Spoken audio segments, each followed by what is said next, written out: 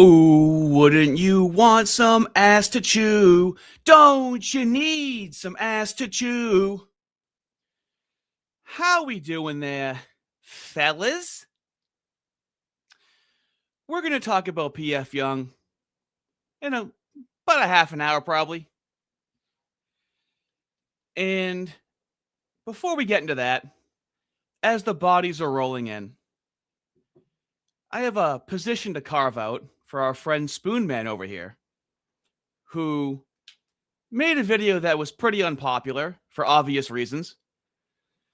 And he doesn't seem to handle criticism very well. And we got into a bit of a spat, and I've been told, well, that's just how Spoon is. Well, let me introduce you to how I am.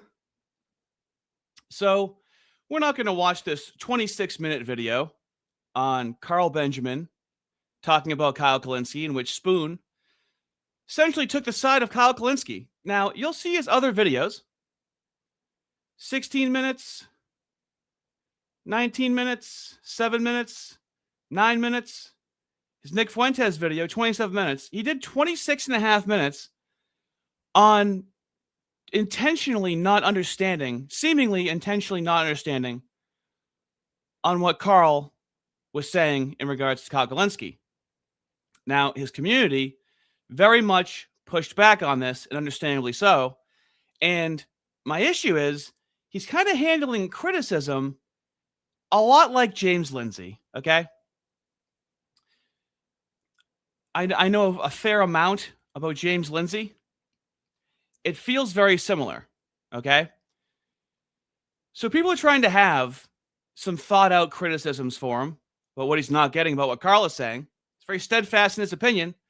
I've heard he hits the bottle a little too much. Could be an issue. We'll see. So he says, I think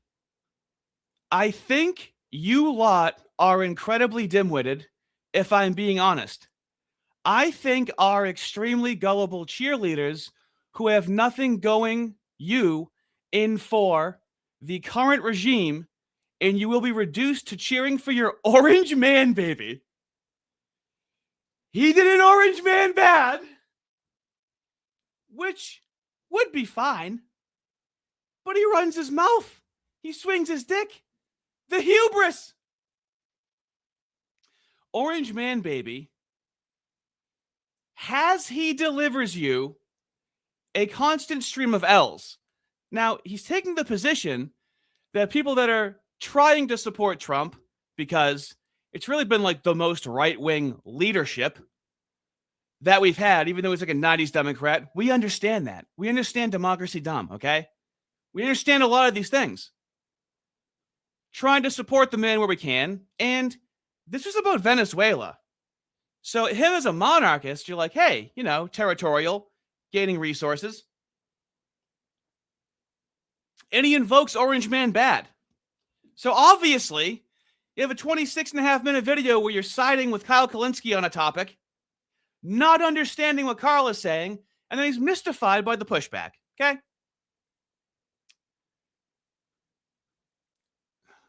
Is Spoon going the way of SFO? No, I don't believe him to be a sexual degen. That's what has to happen for you on the left in order for that to happen. No, I just think this is okay. It's the inverse of a Hassan Piker. Hassan Piker espouses communism, and then how he lives his life, you're like, well, communism seems kind of shitty because of how you're living your life, not very in accordance with communism. Here we have a South African monarchist where it's like, hey, your YouTube channel, you're the monarch of your own YouTube channel. And he's like, I don't give a shit. I'm going to do whatever I want. That's the criticism of having a monarch. Yeah, not exactly representing your espoused correct ideology very well. And then he says, no, I think China could do it, and nothing much would happen. America will still buy from it because it's addicted to cheap goods. I'll take this anti-commie China stuff seriously when you stop being their main buyer. Yeah, so, your principles, fellas, okay? But you still buy stuff from China, okay? I don't think that's a very good argument. Now, this is a Lindsayism. I forget where it is. I could probably find an example of it. So he did make a video asking, like, what is e-drama, right? What is e-drama? And then he's really just commenting kind of on e-drama here.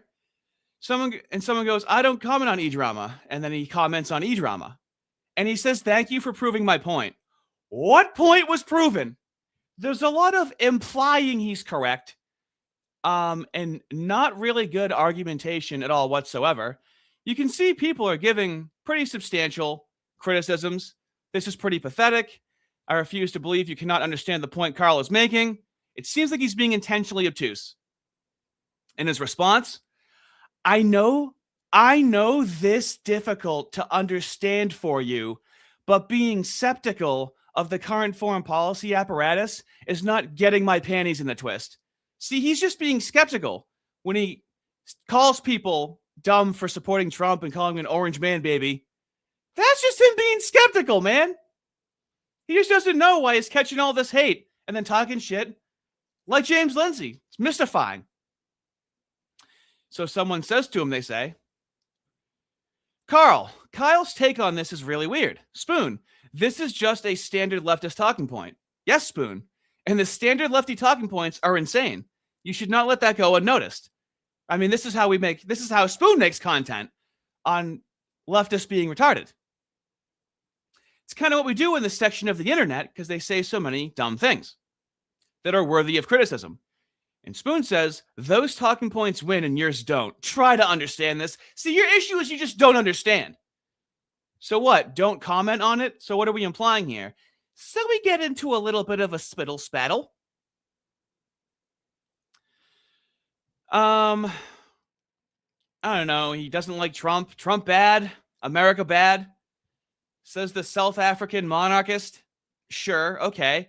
His criticisms don't seem to be very different than the left for the most part. And so this person says the truth hurts. America has kept Europe on life support for decades. We're expected to protect them, but for what? Let Europe provide for its own safety. And Spoon says, no, you fucking haven't. You fat sacks of dysgenic crap haven't even kept your own country safe. Get fucked. Says the South African. Everything's in a vacuum. Everything he's saying immediately applies to him. Like, okay, well, what South Africa? Is Europe keeping it? So who's a good example of keeping their country safe? It's easy to endlessly deconstruct the United States. Very quickly. Point curation, $12.78, $5, thank you. Listening to Benjamin Boyce's RD's Quiet Part Loud with Rhetorical Effective right now. Great interview. Thank you very much. It was a good interview, and it's actually a reason for this stream tonight, because that was brought up more than a few times with P.F. Jung talking to Ben. Continuing on, I said the United States is the most targeted country in the world because it's the most powerful country in the world. So what's missing in a lot of these, and a lot of the synopsis of the United States is how much we've been infiltrated by commies and moos for a century, okay? Let's not act like that we failed on our own accord and we haven't been massively subverted the entire time. Very similar to Europe. So we're better than South Africa, UK, Australia, and Canada. The only countries that have been kept safe are small countries that no one cares about targeting. To which he says, no, it's not because it's not because of your power. You Americans we just don't understand. You Americans don't understand this because you're spiritually black women and revert to envy.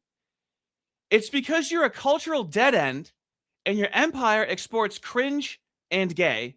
That's the reason people don't like you. Fellas, these are the ramblings of an alcoholic haze. What? It feels mooey. I'm envious? We're envious? Americans are envious. That's what we are.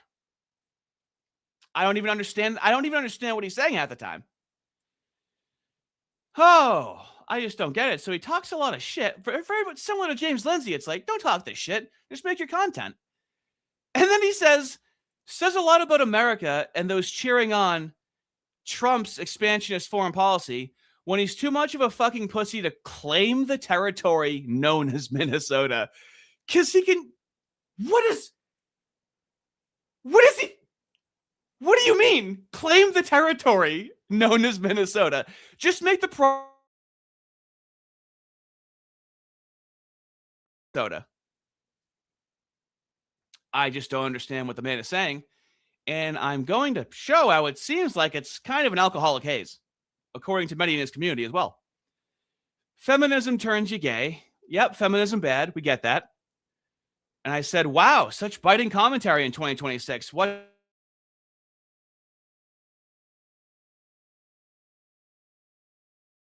Explode if it does. And he says, listen, Junior, just because I once annoyed your delicate sensibilities and refused to engage any further, doesn't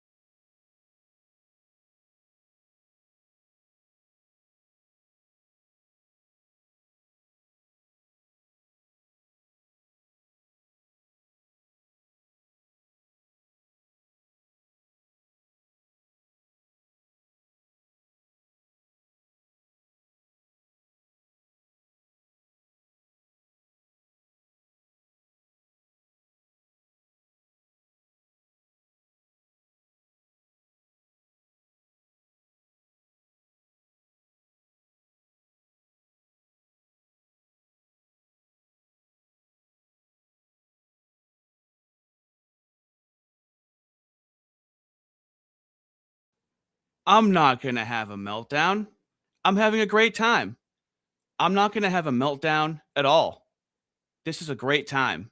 Everything happening right now is really fun, and I'm having a great time. Excellent. Terrific. Here we go. There we go. Okay. Oh, I'm going to lose it. Oh, I'm going to lose it. Oh, I have the spirit. I'm going to lose it tonight. Okay. Thank you, fellas. Very much appreciated for hanging in there. As I have, okay. We're not going to break TOS. There's no reason to do that. We have a channel. We have a channel that we enjoy and people have fun on it. And we're not going to TOS. That wouldn't do anything. Here we go. So, this is what kills me. This feigned indignance, okay? where he goes, "No, you fuck. Ugh, never mind. Just don't say anything. Or have an argument."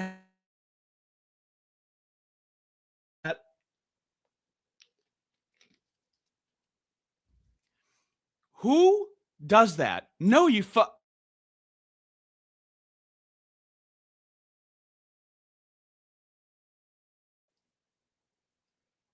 So I had already, a week before, posted a leftist doing this where they're like, are we seeing the same clip? And it's like, what? Are you kidding me? Typing out the feigned indignance is very bitchy. Very black girl energy. So, oh yeah, and then he says, the problem with all of you is your inability to not be tribalistic when it comes to anything. I'm like, oh yeah, why can't they be like Spoon? So somebody, oh, this is good. Oh, this is perfect. I'm going to want some information on this, fellas. So I'm actually going to play a video of that. So we got Waffle. New mic and internet fund go. No, I don't need money for that, okay? You've already given me enough money to solve all of these issues. This is just a dark cloud over my head because something bad has to happen with how good things have been going, okay? This is how it works. And then we have Big Time. Thank you, buddy. What up, Goy? And we're live, right? Now, this is very timely right here. Scavenge for $10. Spoon spurged out on his co-host over money he was in charge of, blamed his co-host for not paying him, then came back when he was wrong. And no, that's exactly what I'm about to cover, and I can't find any information on it, so I'm going to be relying on the chat to educate me on this. Very timely. So we got a fella that likes Spoon, and he's like, hey, you guys should just talk it out. And I'm like, dude, talk it out. This guy doesn't seem like he can handle any criticism at all whatsoever. Can you give me an example of him handling criticism? And he sends me this video entitled, I Drown in Humble Pie, which is in reference to his spurg out about money. So as far as I know, actually, it was Aiden. You know what? We'll just watch it. Ignore these boobies at the bottom. I swear I behave. That's got nothing to do with what I searched. Let's hide that. Hide the boobies. Come on, hide the boobies. I'll hide the boobies. Hold on.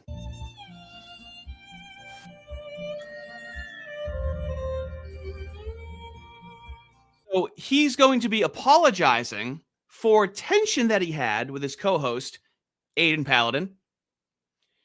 And I need you to help me understand what this issue was. Because it's something to do with money.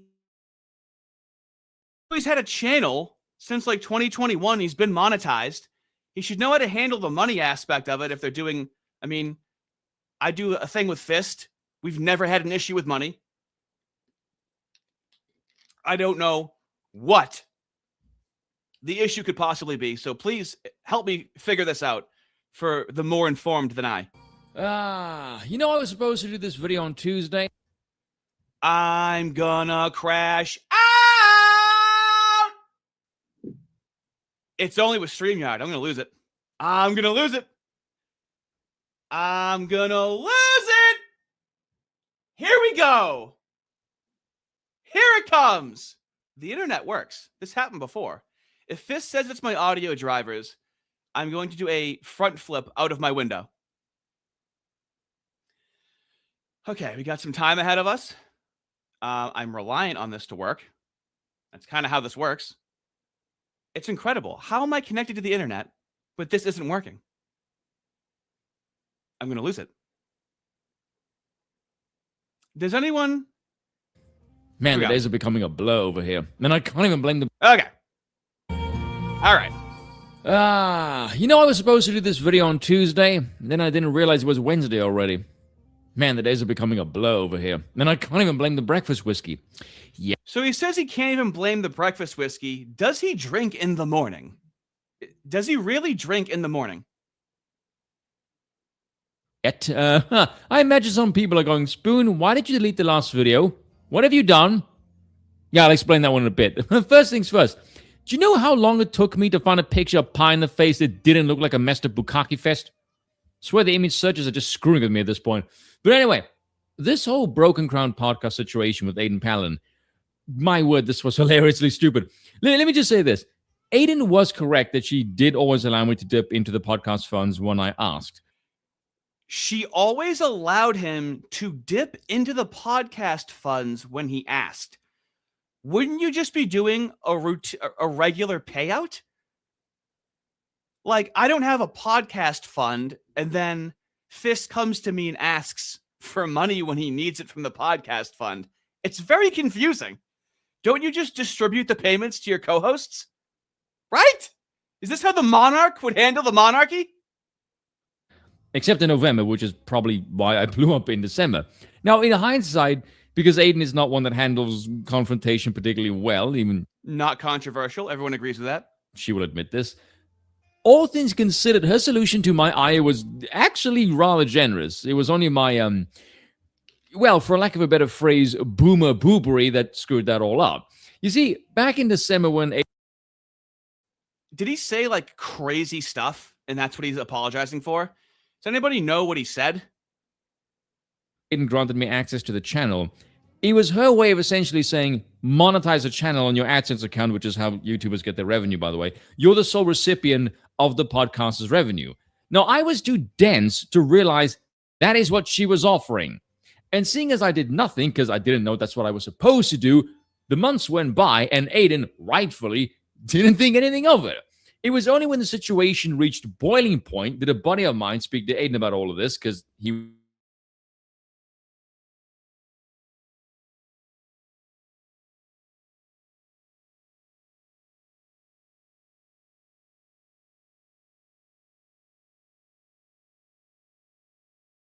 had to go and click on the earn. Okay. I'm gonna be. Give me 2 minutes to reset my router, and possibly throw a toaster in the bathtub. Give me just a moment.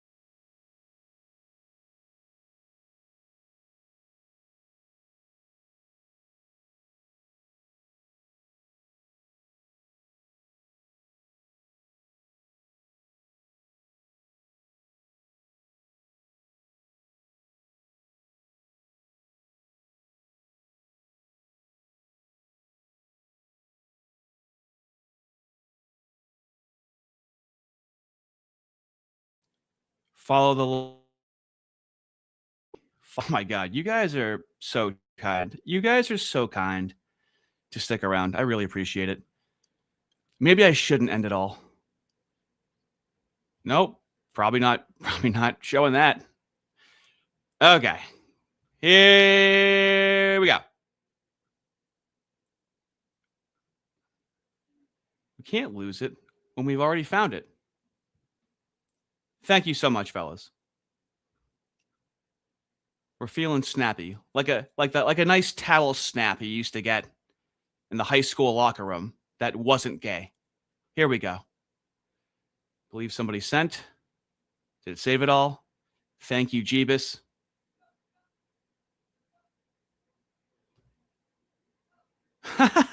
Tell them humble $5.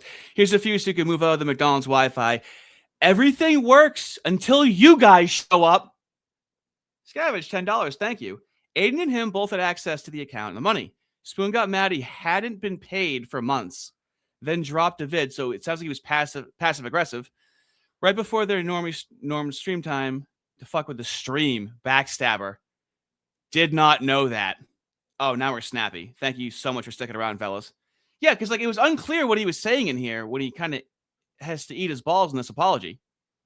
This is for your psychotherapy fund, big time. Group therapy worked for me and the big guy. $5, thank you. Group therapy, I'm way past that at this point, okay? I don't think the only group that understands my problems are the ones in front of me right now. And I thought, earn tab. Oh, and suddenly a whole bunch of things crystallized. And I thought, oh, this is what Crump was talking about. Man, there's some DMs of mine floating about where I look certifiably psychotic, and that's probably not a good look at this point. After this realization, I messaged Aiden and I said, listen here, you giant nerd. I can admit my gigantic boomerism over this. The bit that I want to know is why is fuck. Now, I don't think the issue necessarily was his boomerism, right? I think the issue might have been how he reacted, right? Which I think is the issue his audience has, where it's your reaction when things don't go right. And it seems like he's in an alcoholic haze would be the issue. Did you not tell me about the earn button back in December? I haven't monetized shit since hang on, 2021. That was 4 years. I don't remember what I did 4 minutes ago. I still don't, by the way. And she patronized me with a meme and we had a hearty chuckle about the whole thing. So I said to her, Aiden, tell me something. Was the whole reason you stayed quiet because your brain space was pretty much, well, Spoon must know how to do this because, well, his account is monetized as well. And she said, yeah, basically. And I said, huh. So anyway, let's get to the meat of this, all right? Thanks for hanging in there. About a half an hour in. But yeah, so Spoon, not a good example of monarchy. Can we agree on that? Kind of falling short there. But that's not the reason why I wanted to bring you here tonight. Wanted to bring you here tonight because I was mentioned. I'm becoming a guy on the internet, okay? I talked to Ben Boyce. I've made videos on PF Jung. He cannot accurately represent any of my opinions. And I'll tell you what I'm not going to do. I'm not going to go down the gaslighting pipeline where I re-explain myself over and over again. I can give you a new take on the same shit over and over again. So let's get into it. Point is, look, the pagan right is bothering me. The pagan right. Very quickly. He really hates those pagans. Talks to Destiny, no problem. Anti-small hat insurgency fund. Keep it FRD from Last Remembrance for $5. Thank you so much. I really appreciate it. I am missing.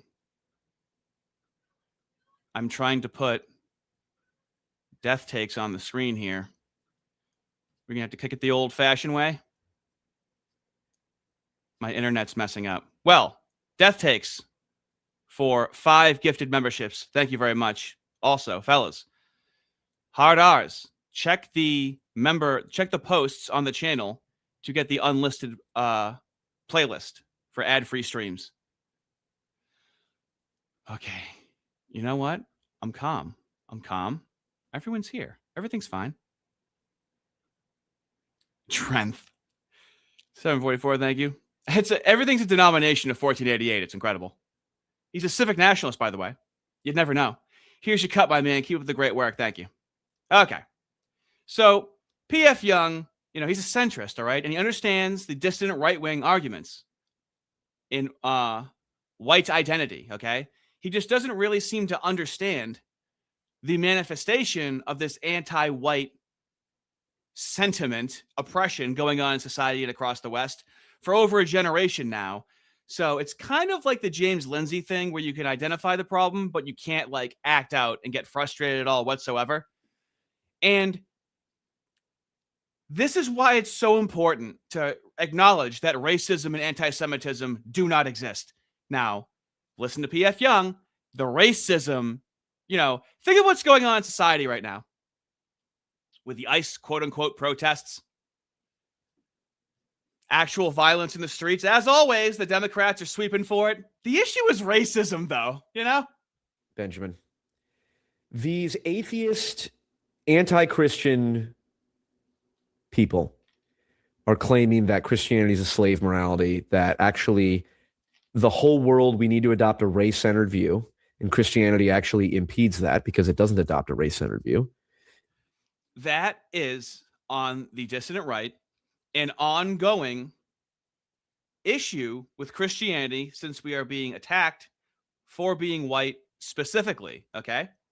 Now, I've talked to an Anglican, talked to an Ortho bro. There are ways of interpreting this, okay? But I understand pagans being like, fuck that, we got to save white people. So it comes down to what's more important to you, race or God, okay? It doesn't necessarily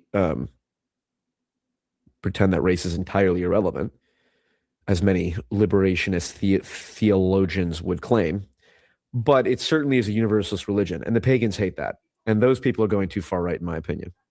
And I guess my question for you is, what do you think of that? Too far right or too far away Yeah. from the cozy center? They are too ideological in their pagan, anti-Christian belief that Jews are the root of all evil.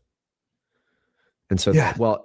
Now, we do cover this extensively on stream, how every time we cover another convention they have, it's a brand new convention. And they've had multiple international conventions for world Jewry several times a month, I think for the past 6 months at this point, okay? Now, we just don't have an equivalent thing like that on the right now, do we? So whatever ideology he's talking about, well, I would say it's a distant second compared to the commies and the moos.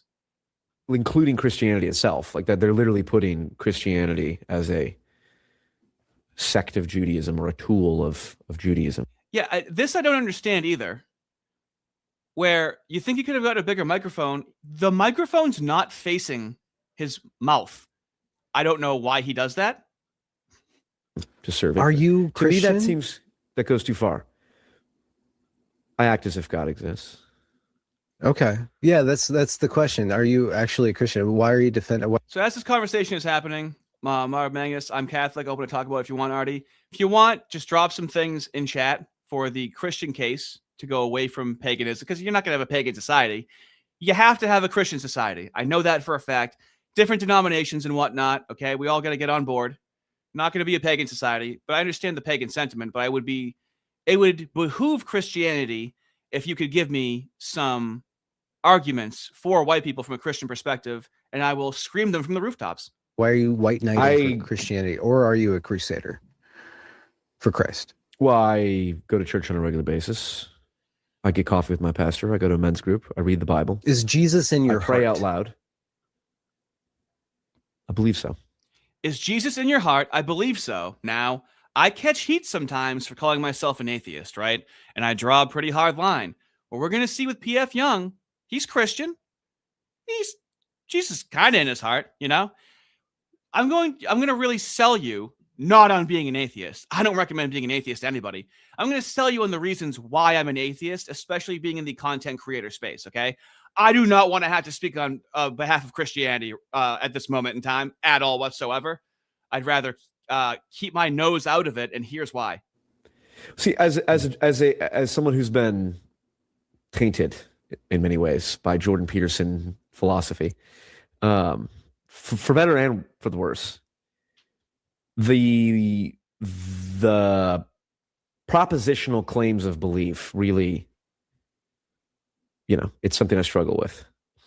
Like, well, I believe that Jesus Christ literally rose from the dead on the third day, and the book of Revelations is literally a description of what will happen.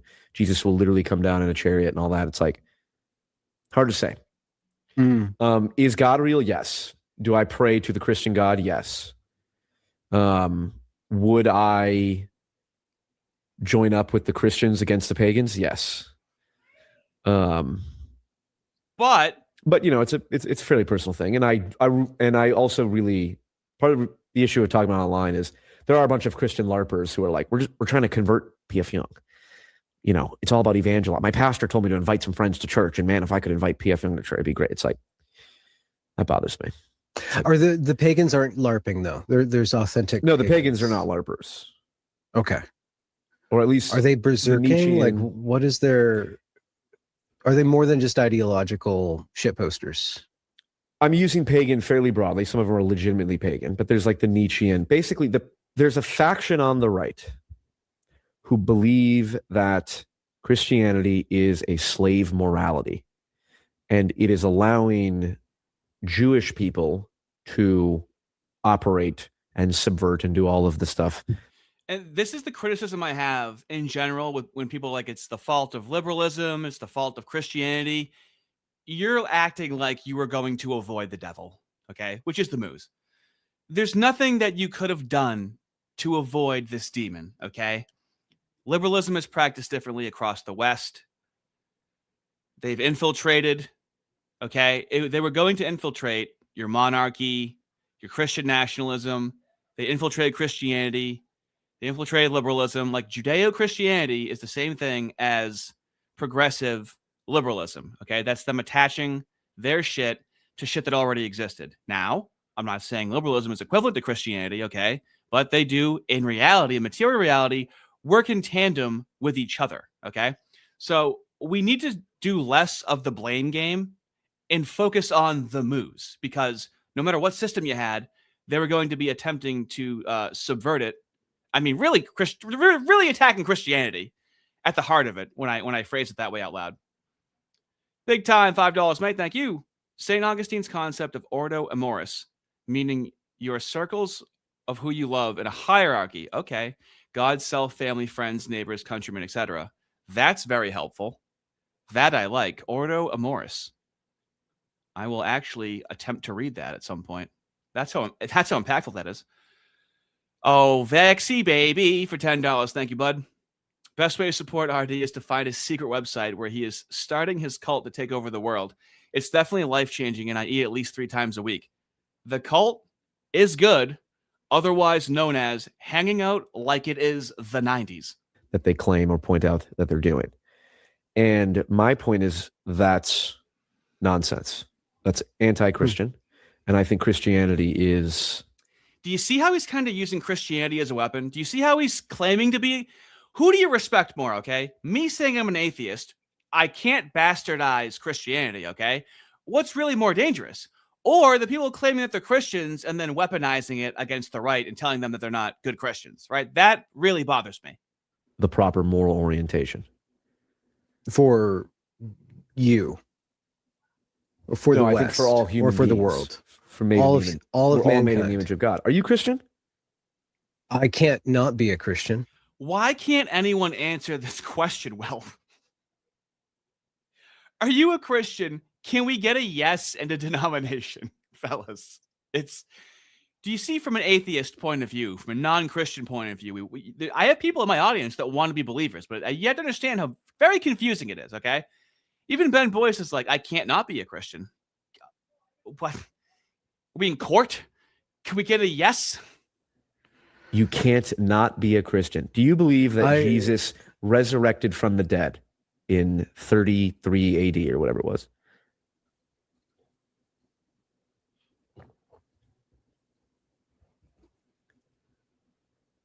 Oh, Lord.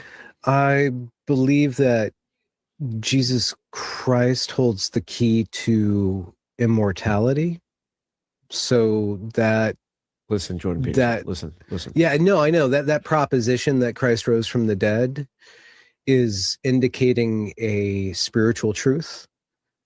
Do you think that historically, if we went back 2,000 years ago and we put an LCD camera in front of the tomb of Joseph of Arimathea, would a man on the screen walking out of the tomb show up on the screen? I can't know that. Okay, so but you don't believe it. You don't. Oh, I'm seeing this question as a trap. Interesting. You're right. Say yes. Okay. Yes, I'm not going crazy, right? I need some, Christian fellas to help me figure this out. Like it's very complicated. Now, in Ben Boyce's defense, Ben will always be friend, okay? And you'll see why in just a moment. Ben is talking like he's just talking to anybody. Ben is not talking necessarily on behalf of anything, right? So he can be used by nefarious actors like P.F. Jung to make him, either seem stupid or Ben's talking. Look at how hard Ben is thinking right now, okay? So Ben isn't really operating as a political actor. He's just operating as like a sincere, honest human, and that's why I get really mad when people bully innocent, well-meaning people like that. Affirm it. I know that Jesus, well, there's different Jesuses too. Like there's historical Jesus. How do you guys feel about there's different Jesuses? Like, oh God, Ben, funny. Love you to death, dude. Okay. Oh, it's confusing. All right. I'm just trying to iron out some details, decide what I want to do. And the more I listen, the more questions I have sometimes. Spiritual Jesus. Yeah. I'm talking about the symbolic Jesus. Yeah. The Christians at your local. Okay. So as far as belief is concerned, and I have now this I like a lot. This answer I very much agree with as an atheist. This question is a trap. It's irrelevant whether it's true or not. The world is better if you consider it true. So, I mean, that I know some people are like, well, no, it's true. No, removing the truth factor is actually beneficial in that regard because, like, materially, we've seen it. It's better if you consider it true, right? I can't consider myself a soldier of Christ as an atheist. I feel like I'd have to be a Christian, but I can act in service of Christ as an atheist.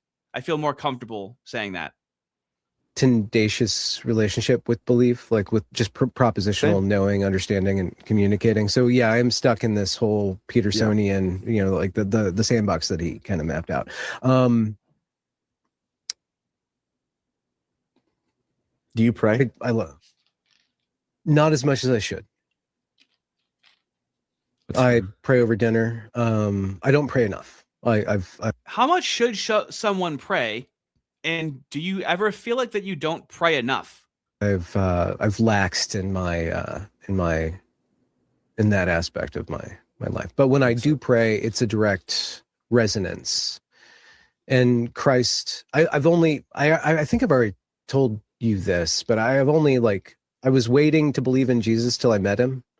And I met him in a dream. Mm-hmm. Like he met him in a dream. Okay. So like an atheist interprets that as like, yeah, so once you believe in something and then you have dreams about it, right? Following you. I met Satan in a dream too, So I'm waiting for direct. I've never met Muhammad. I met Adam, the first man. Never met Moses. I think I met Enoch once, but I met Jesus. Have you taken psychedelics recently in the last couple years? No. Some people would say no. Some people say this Benjamin Boyce guy sounds like he's losing his mind if he's meeting all these people in these dreams. Well, no, I mean, okay, so in dreams, like all. So, Artie, stop trying to think and just let yourself be saved. Now, fellas, as an atheist, you gotta admit, I lay down some crazy fucking Christ talk, okay? Without even invoking the man's name. I'm sorry, God's name. You guys had to read about him, okay? How do you know? How do you know that I'm not, I don't know, not imbued, but inspired? Something nonverbal, obviously, I've gone through in order to attract so many Christians. You have dreams that are more real than dreams? Oh, Like some I've dreams met are like some processing. archetypes in my dreams. Yeah, and you meet the archetypes. And when I met Full-on Christ, narrative arcs. Yeah. yeah, when I met Christ, I understood the more human than human aspect of him. And I think that the pagans, I'll just use your framework because I don't know who we're talking about, but the assertion that Christianity is a slave morality is true, but it's a bigger, it's like you're changing the dimensions of the conversation. It's like when you are dealing with a 2-year-old and they are, if you engage with their will, or a 3-year-old, wherever they're fighting you over, if you engage on that level, you lose because they're going to dominate you on that level. You have to change the dimensions of the playing field. And Christ shows the way that turning the other cheek, having basically a much broader and taller scope on what reality is, you relinquish ground and then you assume a higher position, but you're going to always be losing in a certain respect. Mm-hmm. You're always going to be losing in the short term. You're always going to be humiliated. I respect Artie's journey. To accept Christ isn't like determining what soda to drink or favorite color. It's something deeper, a perception, something immaterial. Right. Hey, what's more important? Claiming that you believe Jesus rose from the dead, or working on your fruit, okay? Making sure you bear good fruit. All I know that I can do is try and bear good fruit. The short term, and through humility, you gain a higher perspective, but you're going to lose. Sure. And it's only through the grace of God that the society is lifted up by people submitting to God. So I believe that true spirituality is discrete acts of submission to the will of God. Discrete act. I have a huge issue with the submission part because of what I've gone through in the world with people trying to make me submit to things. So I have a very natural resistance to submission. Of submission to the consciousness of God, and through those discrete acts, becoming more aware of what's driving me, more aware of what's driving the situation, and then being able to manage that situation better, and becoming a master through relinquishing lower forms of not mastery, but power or domination. And that process is a deeply personal process, and most Christians are not able to participate. And most Christians are not able to achieve that, and Christian society as a whole is not able to achieve that without. The problem with the right is that it's weak. Beautiful losers. The problem with right is that it's just a constant seeding, CEDEING, or however you spell that, to the left, to the powers that be, to the world. And any sort of right-wing resurgence. So Valavenge, that's so dumb. It's not about submitting. He wants what's best for you, and you are free to choose. Submission inherently is viewed as controlling and negative, bad word to use. I think the point of submission in that context is to have humility and to not get carried away and to act in the interest of other people and not think that you have all the answers. I believe in that context. But colloquially, submission sounds, yeah, that's what that word sounds like. I don't know how it's going to work. So the people who are pagan, who are denouncing Christianity as a way for a small tribe of high verbal intelligence Semitic people from controlling the bureaucracies, from controlling the organizational structure, I kind of understand where they're going from, but it's already a weak position. It's like the manosphere. It's like let's sit around and bitch about the longhouse all day. You just turn out you're just in the bathhouse now. You're just jerking off. Like the only way to it's like the longhouse, you know. And it was like, okay, well, yeah, now you're being weak. Said it well. You didn't need to act it out, but I got it. Men need to stand up. Women have too much power. It's like, well, you need to act, and yet the structure that is facilitating your being able to bitch about this is already bureaucratized. You're already too comfortable with your life. You're already acting basically like a spiritual woman, you know. So I don't know to what extent. I think 99% of everybody's LARPing everything all the time. So to say that there's Christian LARPers, or like it's like grifter slander. It's like we're all grifters. Come on, we all love the sound of our own voice, or we wouldn't talk. Like that's the first barrier to entry to talking is to like. I don't care about the sound of my own voice. It doesn't even register with me anymore. The sound of your own voice, or hate it so much that you get it. You make it better. I don't know. The grifter thing. It's like, well, everyone. It's like we're all narcissists. Like, well, no, there's interesting confidence and narcissist. Like there's a categorical difference. Yeah. No, you're grifting right. Thing is like grifting is specifically for money, and you know, I guess you could grift for attention, but yeah. Well, I mean, attention in our economy turns into money if you're doing it. Sure. Right. I'll tell you. So big time, when we pray, we submit, we ask for help, we ask for forgiveness, we ask for strength, we ask for guidance. So yeah, so when you submit, you're asking for mercy. And that's what, you know, makes it so your ego doesn't take over, right?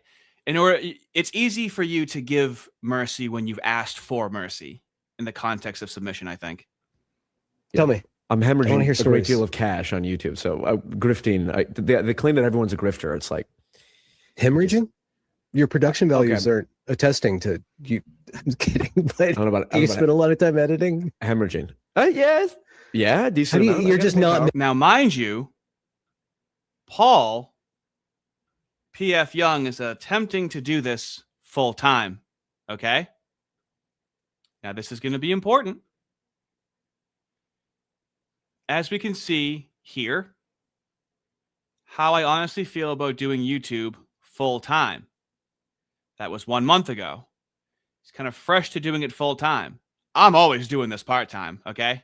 I have no desire to do this full time because you're going to have to then I have to contrive something, right? Like he has to be the dark centrist. That's his gimmick. He's doing this full time. Now it's too risky for him to change course. Like I was an anti-communist and then I went more right-wing and then I'm way more J-critical now, right? I didn't have to fear anything doing that. I wasn't full-time and I had to, think of loss of income if I do a certain thing. Mard Magnus, $5. Thank you, mate. Of course, there's Jesus, Jeebus, and this is the only one I've experienced. RN Jesus is the only one I've experienced. And Jesus H. Christ. Everyone knows that. Last remembrance, sir. $5. Thank you. I've been training to catch all the Pokeballs of Jesus. What the fuck? I'm a no-limit soldier of Christ. I didn't know you guys could be funny. Honestly, I learned that in 2025. Coom of Doom for 10 of something that I don't know.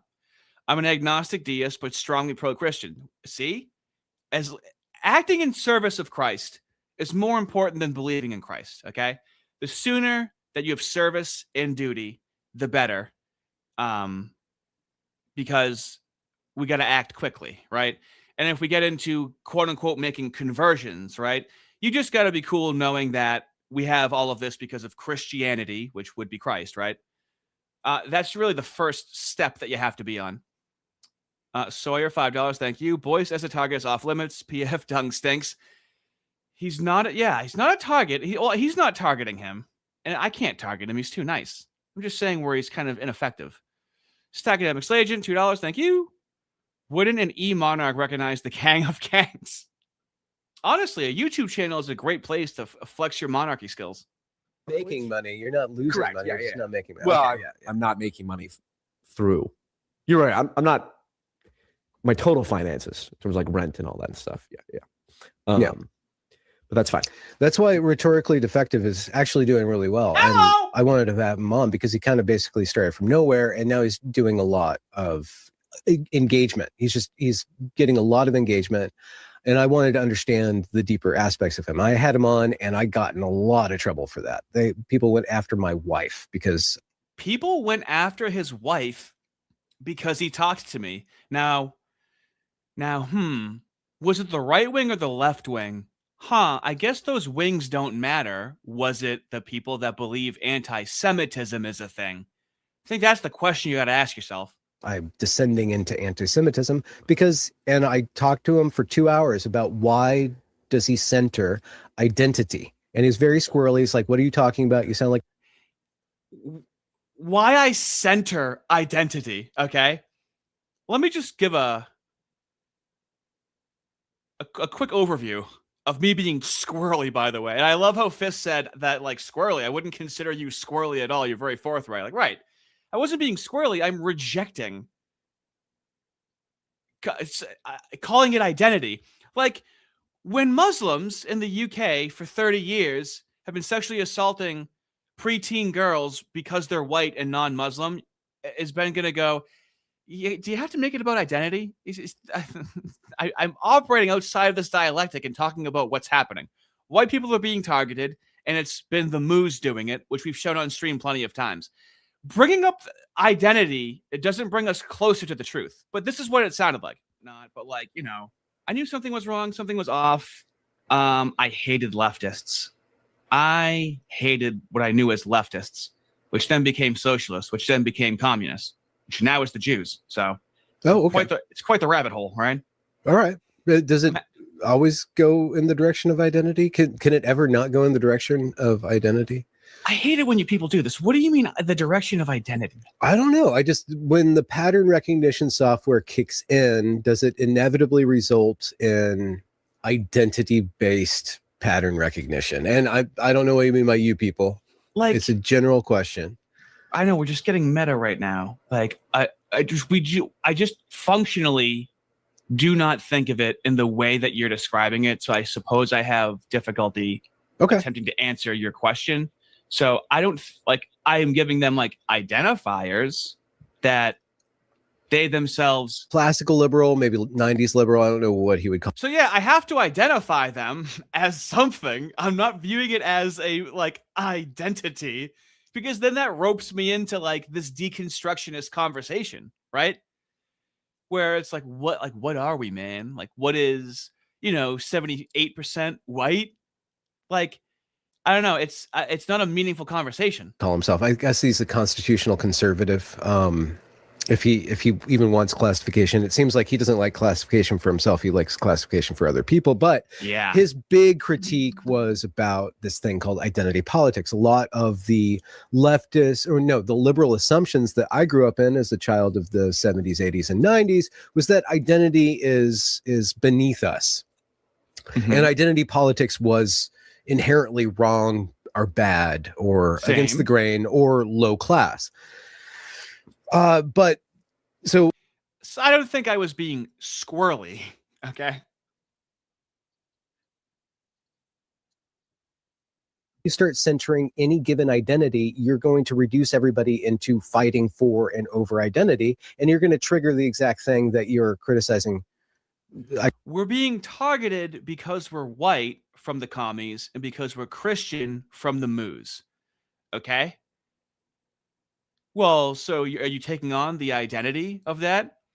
Sometimes rhetorically, how can I talk about it without having you bring up identity? What the fuck?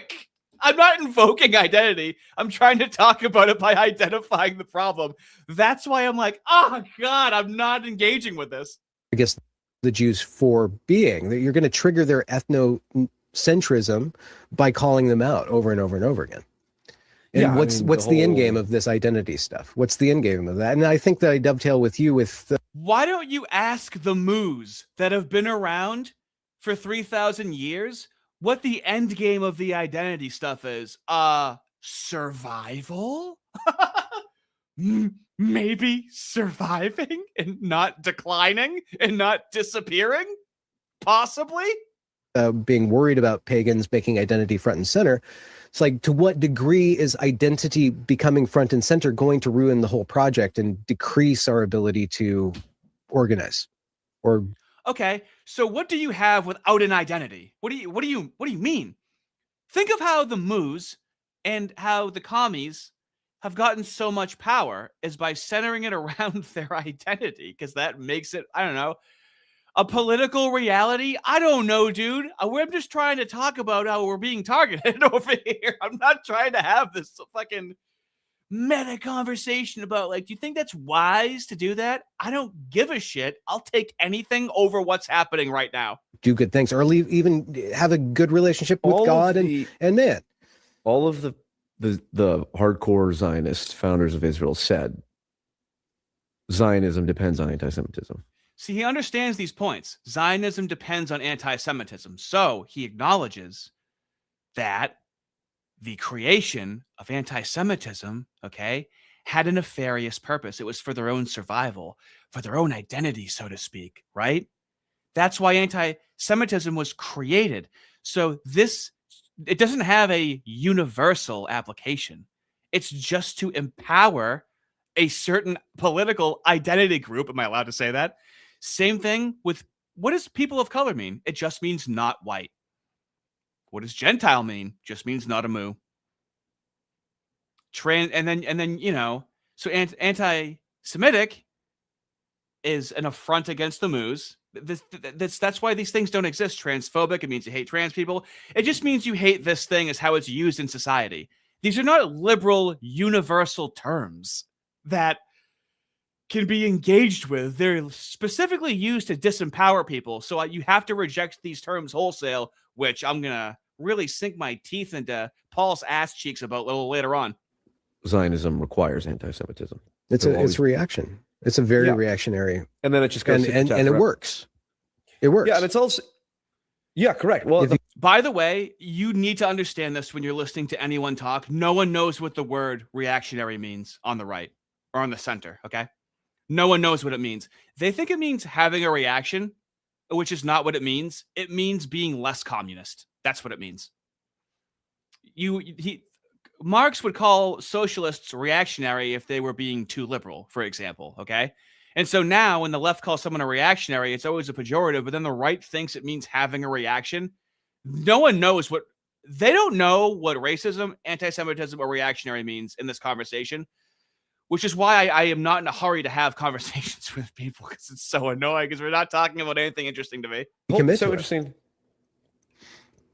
The point that there's no difference between Zionists and Jews is said by both Ben Shapiro and Nick Fuentes. So Ben Shapiro's like, well, when they say Zionists, they really mean Jews. And Nick Fuentes is like, well, you're talking about Zionists, but really you need to talk about Jews. It's like, it's interesting. You say, well, just because two people opposite sides say different things, that doesn't mean it can't be true. Sure. But that is the logic of a baby. Yeah, Ben Shapiro says something and Nick Fuentes says something. Yep, that's a terminally online brain right there. What about the World Mooish Congress advocating for world mooery? What about these massive institutions and the fact that no Mooish NGO has ever advocated for white people and through Tikkun Olam and Reform Moodyism, and they fused it with communist progressivism? They've only advocated for minorities. How about that? Isn't that like the crux of the issue? Yeah, I mean, a great deal of it is LARPing and all that. First off, what kind of trouble did you get in? Now, look at Ben Boyce's face when he asks, what kind of trouble did you get in? Okay? Look at this reaction.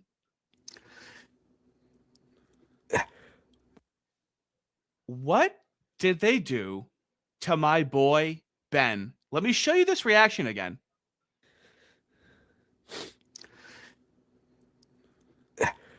We're still in pre-show, so this is all. Are you serious? No, I'm just kidding. Was that a goof? Was he goofing? Was he new boot goofing? We can make edits and all that, though. Spill the tea for me, and we'll insert technical difficulties. Well, it's just there are certain topics that will get you shunted from polite society, and one of them persistently is racism. Unless racism, that's the universal definition. Keep going, Ben. You're black or Jewish. Right. Now, racism doesn't mean anti-white. I mean, you can go to college to learn about whiteness studies, okay? You can get a degree in white people in college, an accredited degree in white people stuff. That's not racist. Do you see how the word is used? Do you see how we have to reject the term? No. But when P.F. Young uses racist, he's using it in the dictionary definition way. Oh, okay. Well, that doesn't matter how you're using it. Good for you. What you want, motherfucker? A cookie? You can be as racist as you want for your own group. You can be ethnocentric if you are. If you went online and you looked up Ibram X. Kendi, and the first line of his Wikipedia bio was an anti-white conspiracy theorist, that would equalize. Right. That would be the liberal interpretation of racism, where it has a universal principle and meaning, right? Now, these are political terms surfacing only non-white, non-Christian, non-straight identities, right? Right. But then we're gonna act like we're gonna use it and be like, well, no, I'm not using it that way. The hubris of you. Kevin McDonald being known as an anti-Semitic conspiracy theorist, but there's no such thing. There's no equality in this, and that's one of Rhetorically Defective's really good points. It's like, what does anti-Semitism actually mean? What does racism actually mean? It's a way to inflict double standards. Ben, the application of the definition of a word is its application in society. I've been saying it so much, I try to shrink it down as easy as possible. What the word means is how it's used in society. How it's used in society is only at the detriment of white people or people that don't agree with the moos or with commies. That is the definition. It doesn't matter what's written down. Specifically for the time being, demographically dominant group in the West, which is Europeans. And Europeans, I think Kevin McDonald makes a strong argument that Northwest Europeans are particularly prone to egalitarian individualism, to propositional thinking, and to high trust. Whether or not that's true, it's a reasonable and logical epistemology, okay? I don't have to know the level of facticity about that, but it's very observable. Forms of governance, capitalism, and so on. Let me ask you, that is really easy to hack. And yet I think that the pagans, any sort of move towards awakening white identity is going to run right into the fact that we are biologically, psychologically, it's baked into us to not be ethnocentric, to project a universalist field of being. No, you are again ignoring the manufactured reality because of the moves for over a century, okay? This is not organic. The post-World War II consensus is not organic. It's very manufactured. The Hart-Celler Act was not democratically voted on, okay? Being on everybody, and to be less ethno-narcissistic, less clinging to our own identity. We have a hard time grappling with white identity. Ethno-narcissistic. We have a hard time grappling with white identity. Yeah, dude, there's been a vicious campaign mysteriously throughout all of the West, even Australia, and all of these white majority countries. And you think that it's like natural? We're just going to ignore. This is a huge reason white people are not forgiving of the moos, because all of the anti-white enforcement going on in academia for decades, all the moo organizations, ADL, SPLC, NAACP, all supported it. And then once the moos were targeted, then they were like, hey, white people, help us. Go fuck yourself. Is that difficult for anyone to understand? Now, somehow, P.F. Jung would hear me say this and somehow contort it into some sort of centrist destinyism that I didn't say.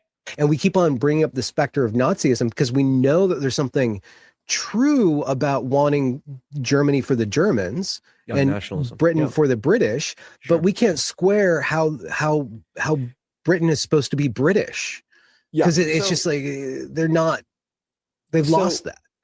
The issue of genetics and culture and the interrelation. I used to be very like, well, okay, culture is 100% entirely separate from genetics.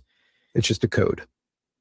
Yeah, I mean, he was raised to believe that under a quote unquote liberal society, but it wasn't a liberal society. It was a progressive liberal society, in the same way that Judeo-Christian people think they're Christian, but it's actually Judeo-Christian. Okay.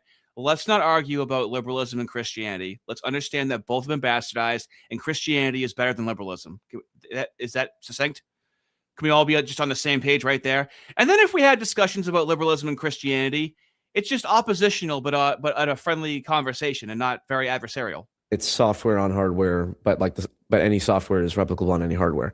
I still believe, unless I'm happy to see evidence that says otherwise, but I don't think there's like, if you take a, I'm happy to see evidence that says otherwise. Have you looked at Africa, Paul? Okay.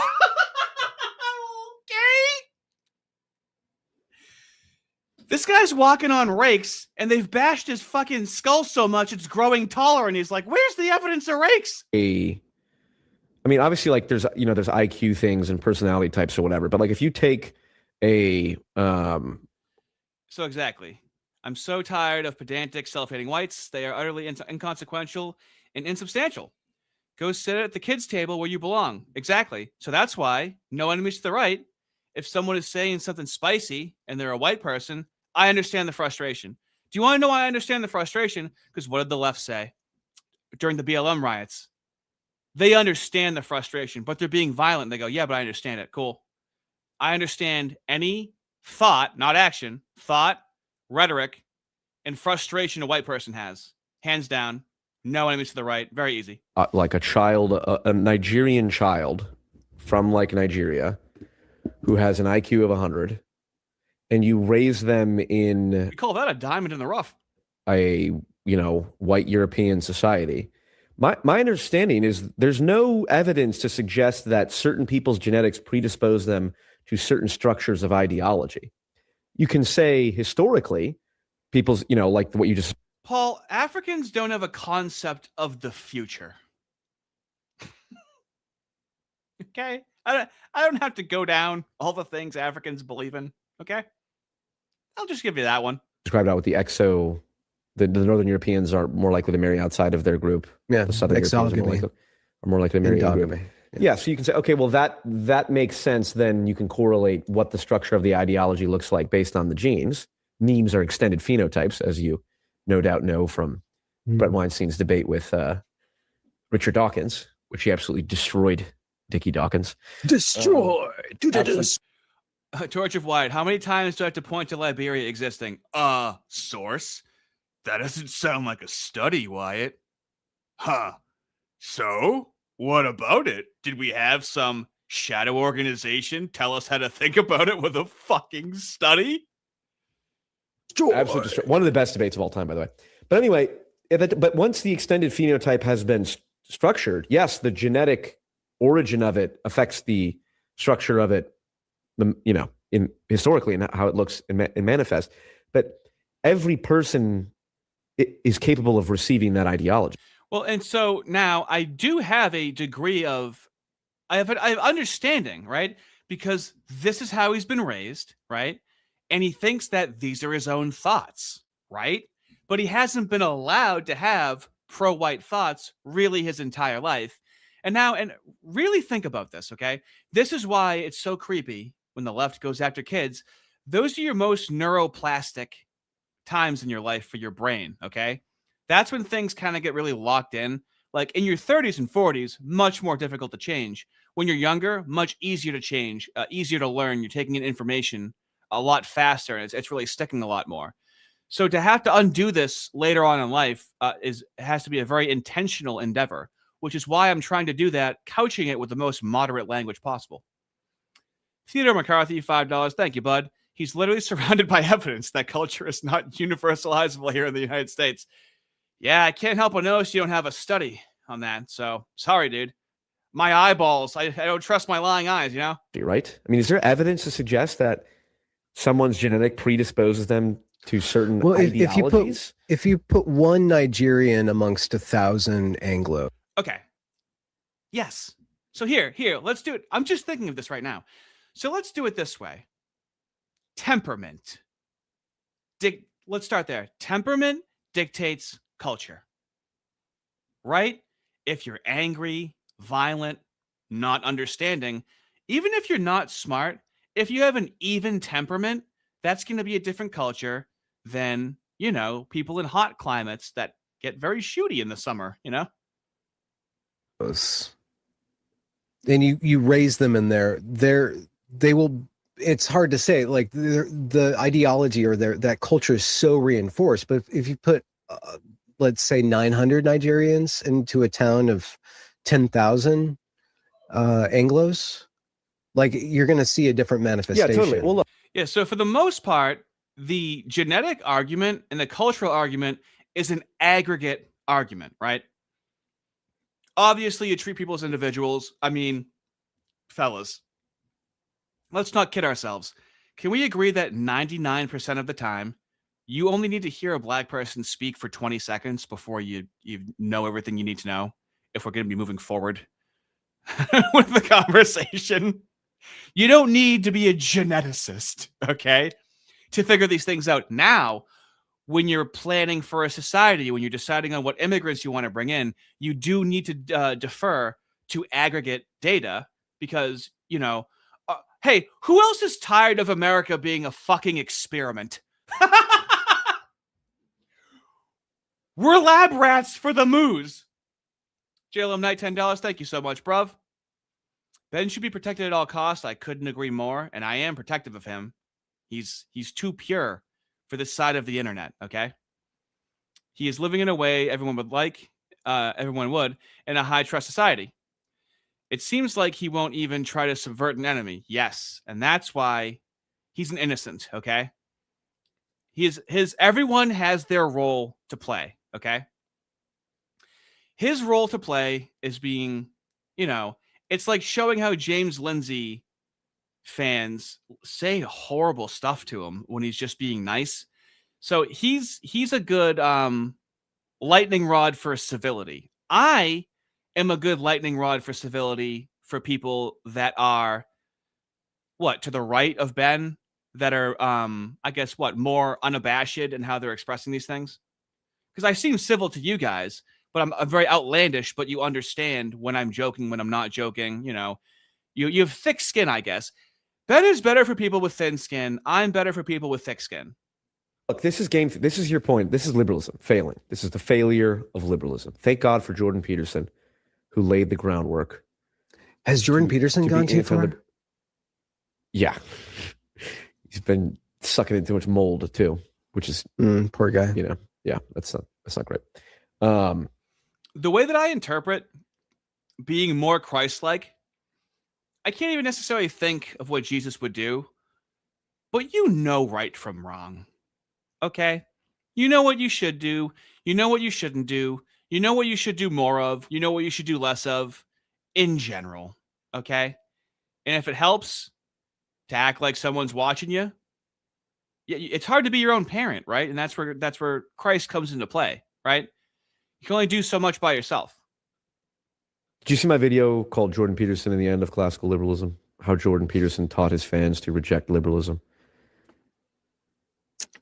Probably not. No. Can you summarize that argument? Because essentially Jordan Peterson is known as like the ardent defender of the individualist and the liberal individualism. And if you actually look at all of his lectures since the beginning, or his interviews or anything he says, he's like, no, the collective ethos is incredibly important. Now, I would definitely say that. Now, you should know that P.F. Jung came up with Peterson. He was all about Peterson, and now he's starting to deviate and kind of go in his own direction. But Jordan Peterson was very pivotal for actually, especially in Canada, for standing on shit and actually battling back. And then weird, when the Daily Wire got a hold of him, kind of took a little bit of a nosedive, you know what I'm saying? Oh my God, getting a little hot in here. We've been fed is a diet of rights, and freedoms. Mm-hmm. Like nobody gives a shit.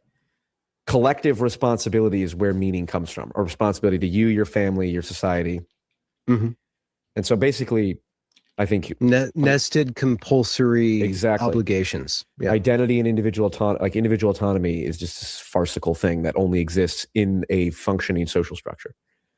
So I am the true adherent of, you know how like people complain about, well, there's people who call themselves Marxists, but then the true Marxists are like this. I am the true Peterson, the true Petersonian. is recognizes that collectivism. Now you see his gimmick has to be centrist. That's what he's built. He's built a brand around it, and he just went full time on YouTube. Okay, so now he's not necessarily going to be pursuing truth because he has to be a centrist, and it's a right wing is normal. It's not a contrived position to be right wing. It's a contrived position to be on the left or a centrist. You end up being very silly. Individualism are both positives that need to be balanced rather than one is the enemy and one is the good. But white collectivism is very difficult. Well, you can look, I volunteered at a high school mentoring. It was like 90% Hispanic. Mm-hmm. And I thought to myself, if the white kids in here wanted to form the Exciting Whites Club. Exciting Whites. The Exciting Whites Club. Are you familiar with that meme? The Spicy Whites? The exciting. It was in the NFL. I think I forget who proposed it, but someone was like, "You should have all the best white players versus all the best black players on a team," and the whites would be the exciting whites. And like people were buying into it. Like the NFL players were making jokes about it. So it was like a very pro-social, positive white identity. I'm not. I'm like, yeah, they should be able to form the Exciting Whites Club and talk about European heritage and all that stuff. They're a minority. That is not liberal. Who cares if they're a minority? Why do you have to be a minority, dude? That's call me gobbledygook. But Paul, they should be, and good for you. You're so good. You're so moral. They should be, but are they socially allowed to collectivize and governmentally allowed to collectivize? It's like there's an invisible hand that's not allowing that to happen all throughout media and government and a series of NGOs. Vex Buddy, $10. Thank you so much. I really appreciate it. No, RD, we need academics to tell us how to see ourselves based on endless gerrymandered studies that are financially motivated. Don't trust your own experience. See, this guy doesn't know shit. Couldn't help but notice he didn't include a study with that opinion. Thanks, dude. Like 8% of the people in the high school are white and 92% of them are Hispanic or black. Why does that matter? Like, how can I be okay with, Do you see how he's trying to approach it like a liberal and not realistically? Why does it matter if they're a minority? Yeah, but like other times minorities are allowed to. So then if whites are a minority, you're operating in the matrix. The black students in my high school, which was mostly white, forming the BSU, African American, club or whatever. It's like, how could it be any other way?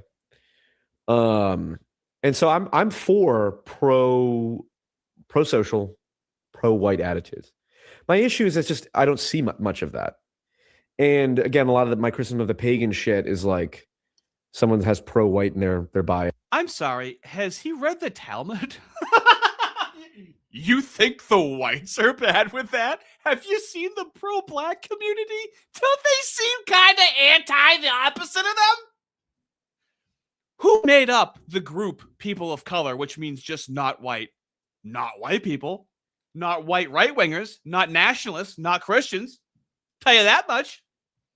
So the other team, the opposing identity, creates people of color, which just means not white. So then when you're like, okay, well, it looks like we need to start aligning collectively based on being white, and also fuck these POCs because they've been saying fuck me. It's a completely like normal, understandable reaction. Is that really that mystifying? But what you're going to learn about Paul is that he needs to call things racist so you think he's a good guy, which is the point of calling things racist or anti-Semitic, because then you're good because the other person's bad. It really is blowing out someone's candle to make yours shine brighter. And then it's like, oh, you interracial marriage is race mixing cruelty and is an immoral, and your children are abominations and all that. I'm like, okay, you're just a pathetic dweeb who validates the fears of white collectivism because you're just... Yeah, this guy's not a dweeb. This guy's cool right here, right? He's not some loser dweeb. Completely demented. It's interesting. They act very liberal. It's like, look. If a white person wants to marry a white person and have white kids, absolutely valid. Anyone who says that that's immoral can go to hell, as far as I'm concerned. However, it's freedom of association, right? It's the most basic liberal principle. Paul would be fine if you killed a Vietnamese person, but go, did you have to call him a zipperhead? That's where we're at. That's how you know the hooks are still in him, right? It's like a trans person shoots up a school, and it's like, wow, he shot up a school. She? You see how the demon is still inside of him, right? If you think racism and anti-Semitism are a thing, to even talk about this with what's going on right now in society, you are not a free thinker or a critical thinker with using the verbiage of the enemy unknowingly and sincerely. I use the verbiage of the enemy tactically and politically. It's like, okay.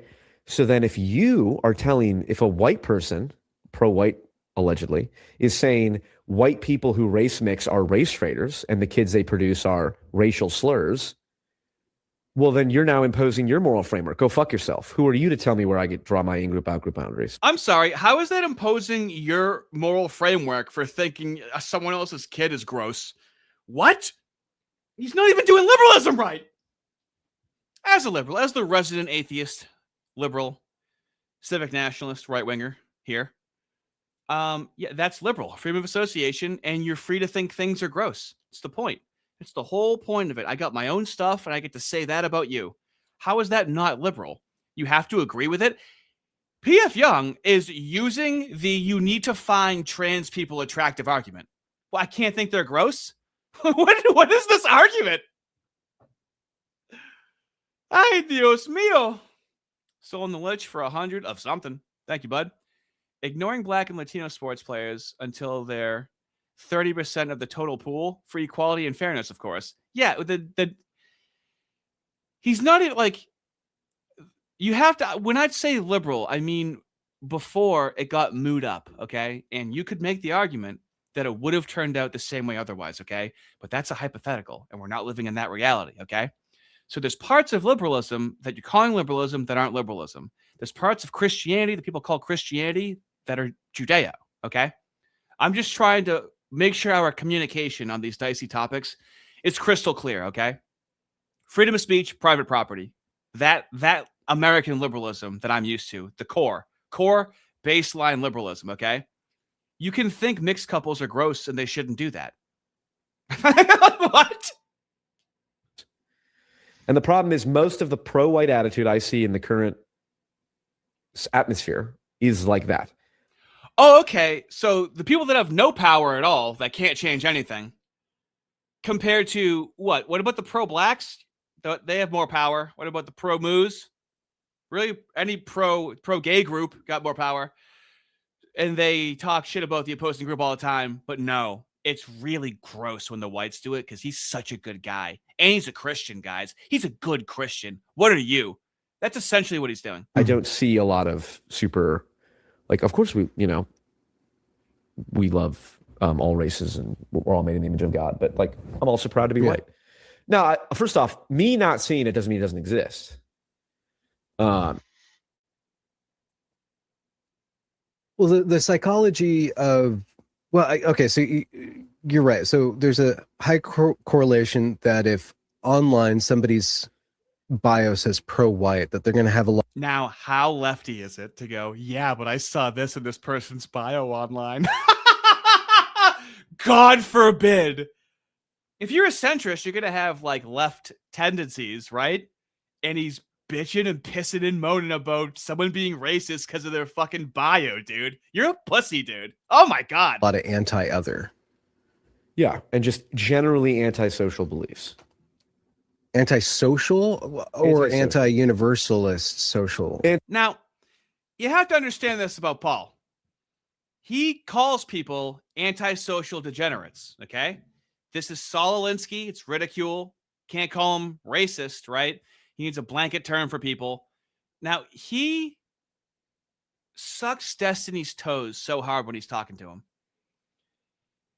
He never talks about Destiny this way. He just talks about pro-white people that he thinks get a little too carried away. To him, oh, they're degenerates. Look at his face. They're antisocial. Never says that about Destiny, though. Curious. Antisocial behavior. Like thinking it's okay to call children racial slurs. Like that's just This is this is going to be reoccurring, and I really want to hammer this point home because he's always going to lie about me. The issue isn't calling a child a racial slur. Do you see how he's focused on the racism? Now, think of this. If you have a child, a niece, a nephew, brother, sister, let's say they're 9 years old, okay? If anyone walks by and insults your kid, that's immoral. That's unethical. That's the issue. But do you see how he's making it about race? If someone's called your kid the N-word or a cracker, or said fuck you to them, why are you talking to my kid that way? That's the issue. That's the morality behind it. Racism doesn't exist. It doesn't matter. They're insulting a child. That's the issue, but he can't see it because racism is clouding his eyes. As always, Arden Party, like the goddamn stream, you filthy degenerates. Best mod in the game, fellas. Best mod in the game. Thank you, Arden. I'm so bad telling people to like the stream. general antisociality, I would say. Hmm. And it's actually quite. It's funny. It's funny. Like, you know, I like to sow division as a dark centrist. Where there is division, That's his gimmick. that's the right. dark Where there is centrist. division, there's important information. Okay, What's this mean? Why are you doing two this? sides. Two sides. Okay. You Whether- need to whether get married, divided. Paul. You No. really need to get married. I know. I'm working on it. But listen, There's a good chance that he's a sexual degenerate, okay? In order for you to not be right wing, and like look at Dev, look at Destiny, people that are on the left or claim to be centrist, they're sexual degens, okay?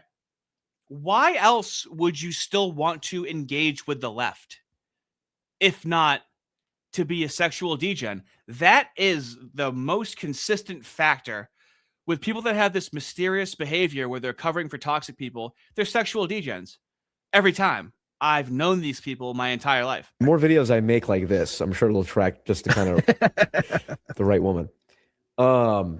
Where there is division, there is something important and interesting, even if you know nothing about it. Tension. Like, Yeah. yeah. When I see, Yeah, dude, he's so cool. I want to be PF when I grow up. You can imagine at parties, he's talking to like one woman for like an hour, right? About how fucking open-minded he is, but he's still kind of edgy.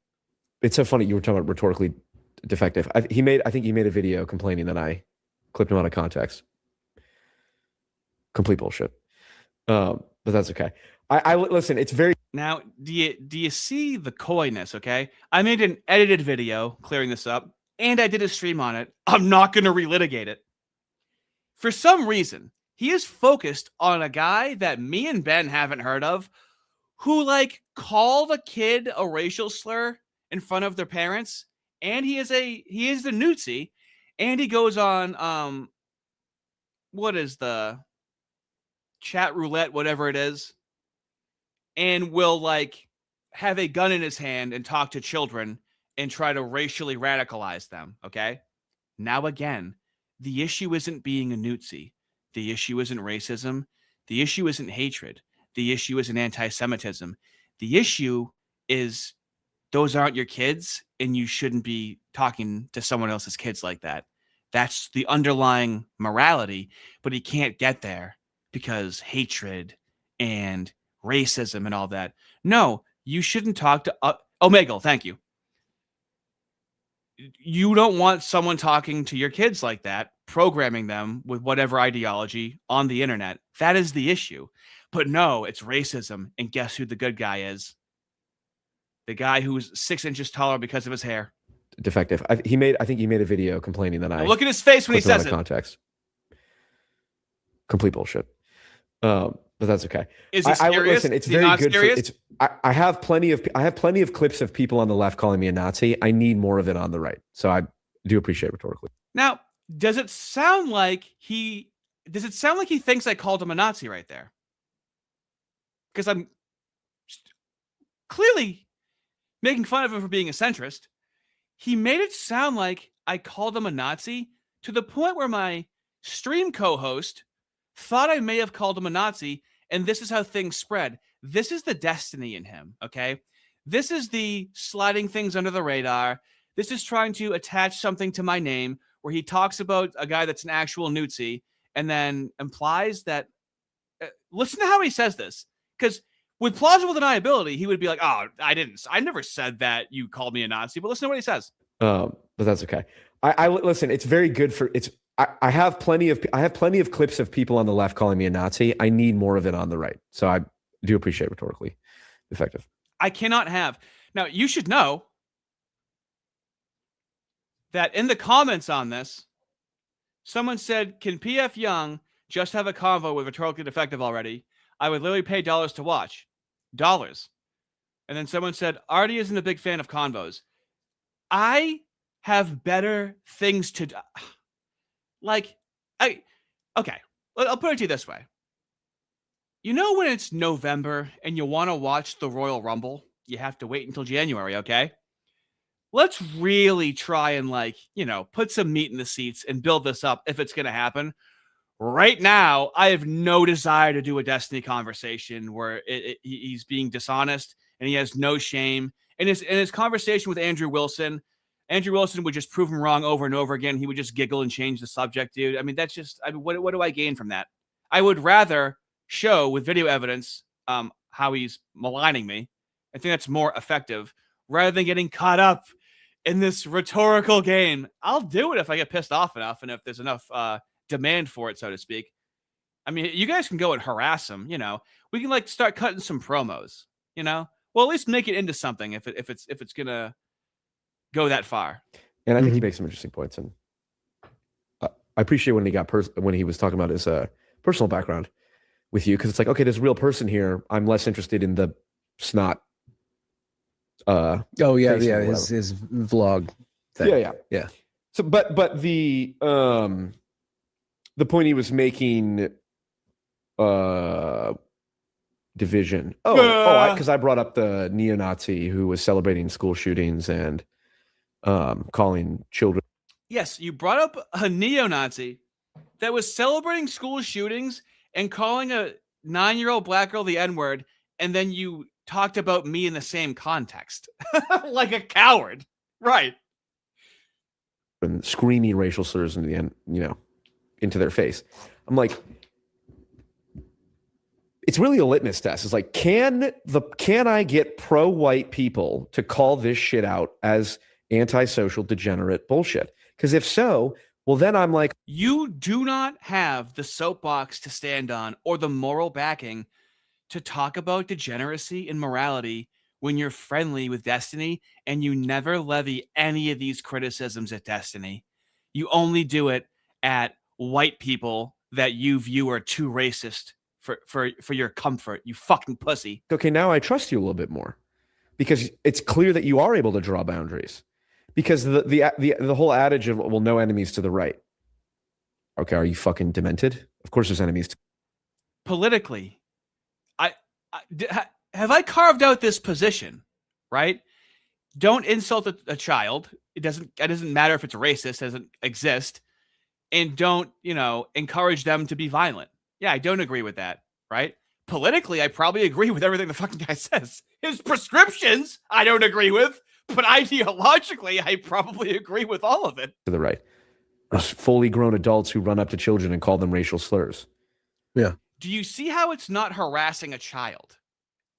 That's not the issue. The issue is the racial slurs. How is that not a leftist framing? Like, that's your enemy.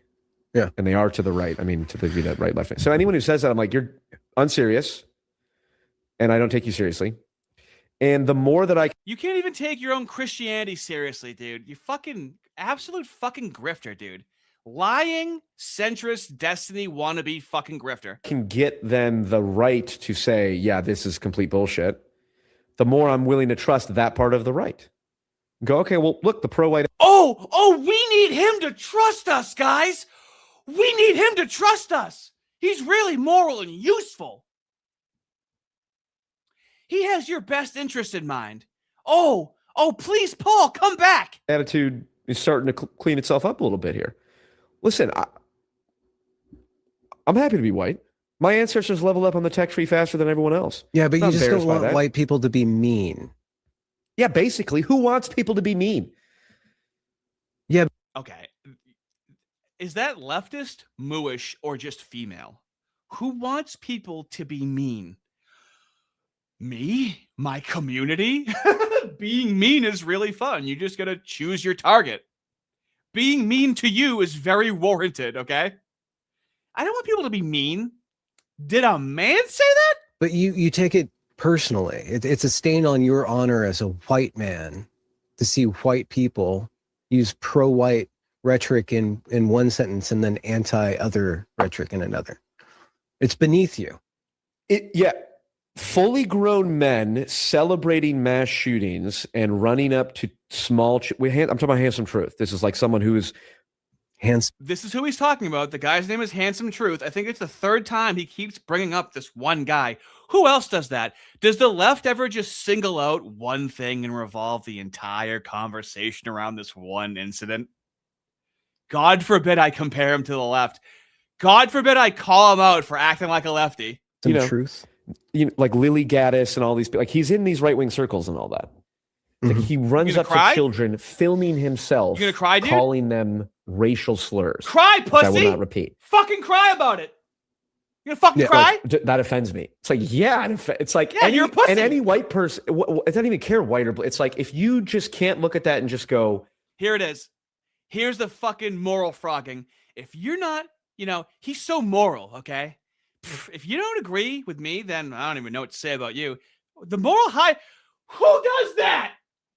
The moose, the people that call you racist, the people that call you anti-Semitic. It's as if they only call you those things to place themselves upon a moral high horse, and that's really the only thing it means, is that they're morally better than you. this oozes degeneracy and subhuman antisociality. You're a pussy. Then you're my enemy. Good. And any pro-white person that Nigga, you think we want to be fucking friends with you, motherfucker? You're already duplicitous. You're already lying about me fucking hand over fist. Who gives a fuck? can't say that because it's buying into a leftist framework. Hmm. Oh, I don't want to call this racist or because the left uses the term racist. We can't call a 40-year-old guy. Okay, I'm sorry. Did the right wing create the word racist? I'm sorry. Hold on. Does he think like, the dictionary, just all of a sudden there was a submission for the word racist? There's no history behind the word racist. It's just a liberal universal term. That's not a leftist framing. It can only be a leftist framing to call something racist because it's only meant to attack the right.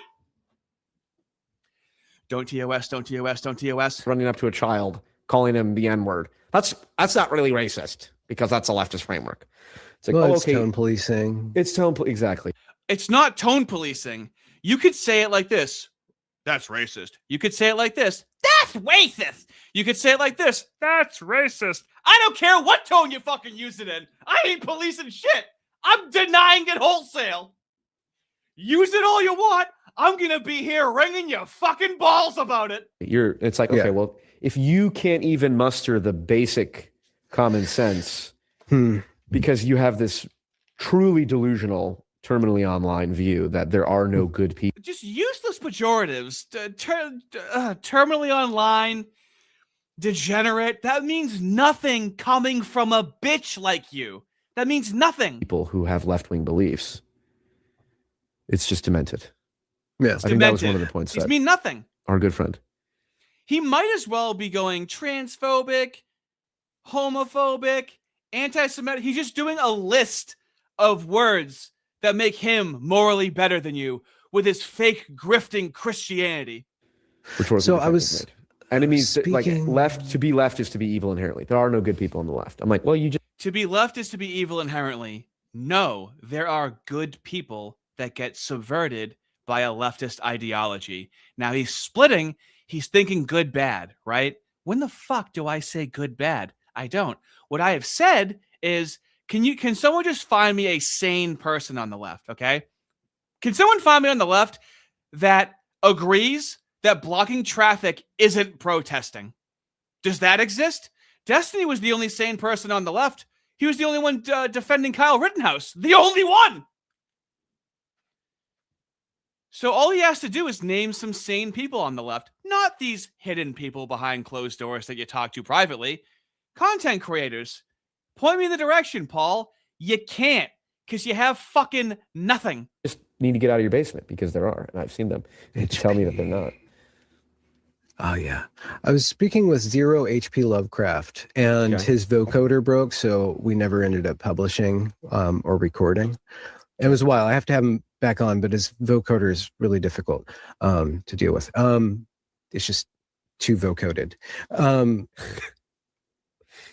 But he introduced it, and this was a few years ago. It's probably 2019 or 2020, and Well, now this is true. What about the extra bones? Black people do have a bone in their stomach that makes them smell bad. That is a fact. I was just then venturing out of the liberal plantation and investigating ideas and thinkers that were outside. Also, since racism doesn't exist, I really need to work on this. We need to start making up racial stereotypes that do not exist. Okay, I prefer saying there's a bone in their stomach that makes them, and then make something up.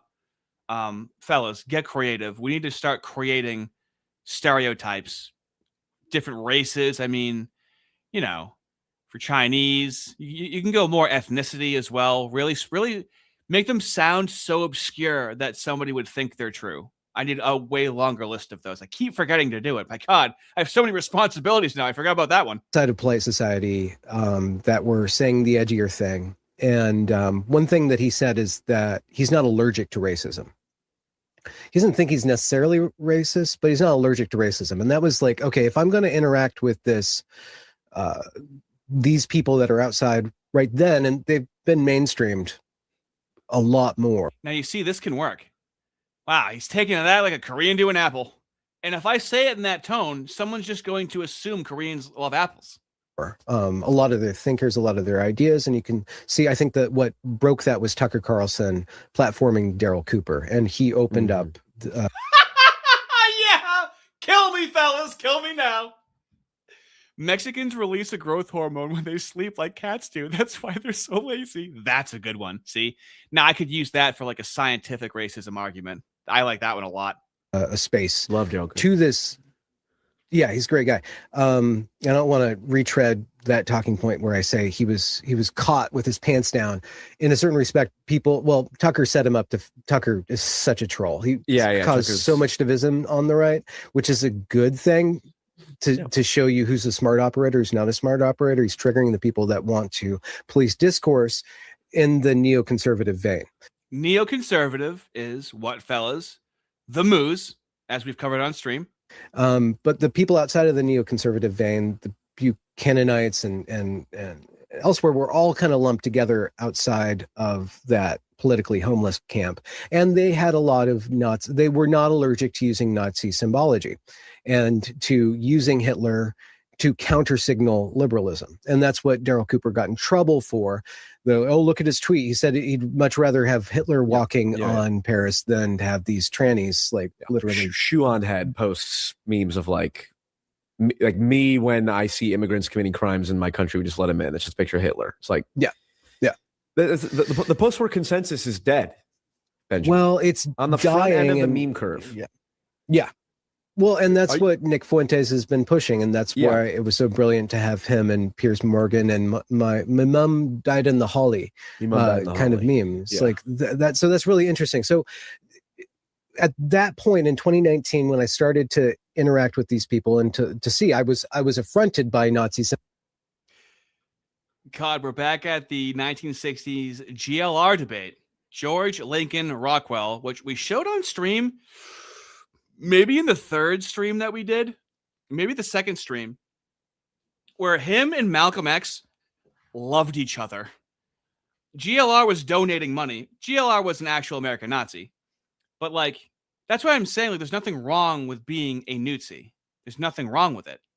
Now, committing like political violence and whatnot is where it gets more dicey, right? But if we are in an age of political violence, there's more of a conversation to be had there. But from my baseline liberal perspective, no violence, right? But ideology in terms of, advocating for yourselves, this was understood. Like the post World War II consensus is very new. It is very new. Symbology.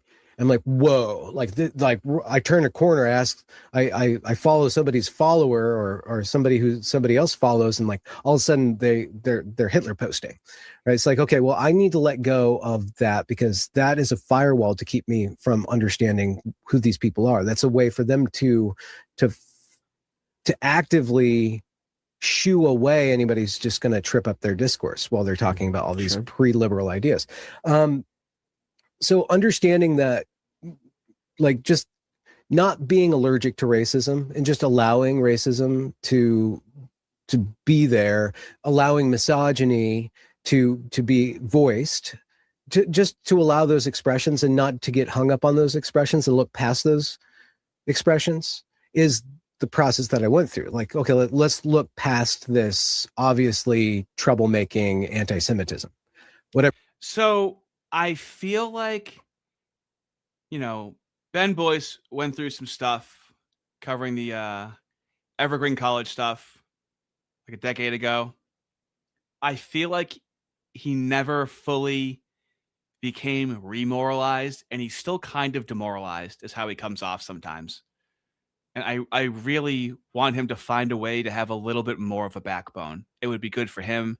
It would be good for his content. That is my opinion. Whatever anti-Semitism actually means. I still have to deal with the racism inherent in my heart, the anti-Semitism inherent in my heart. Do you see what I'm saying? The racism still in his heart. I mean, they still have the hooks in them. This is why.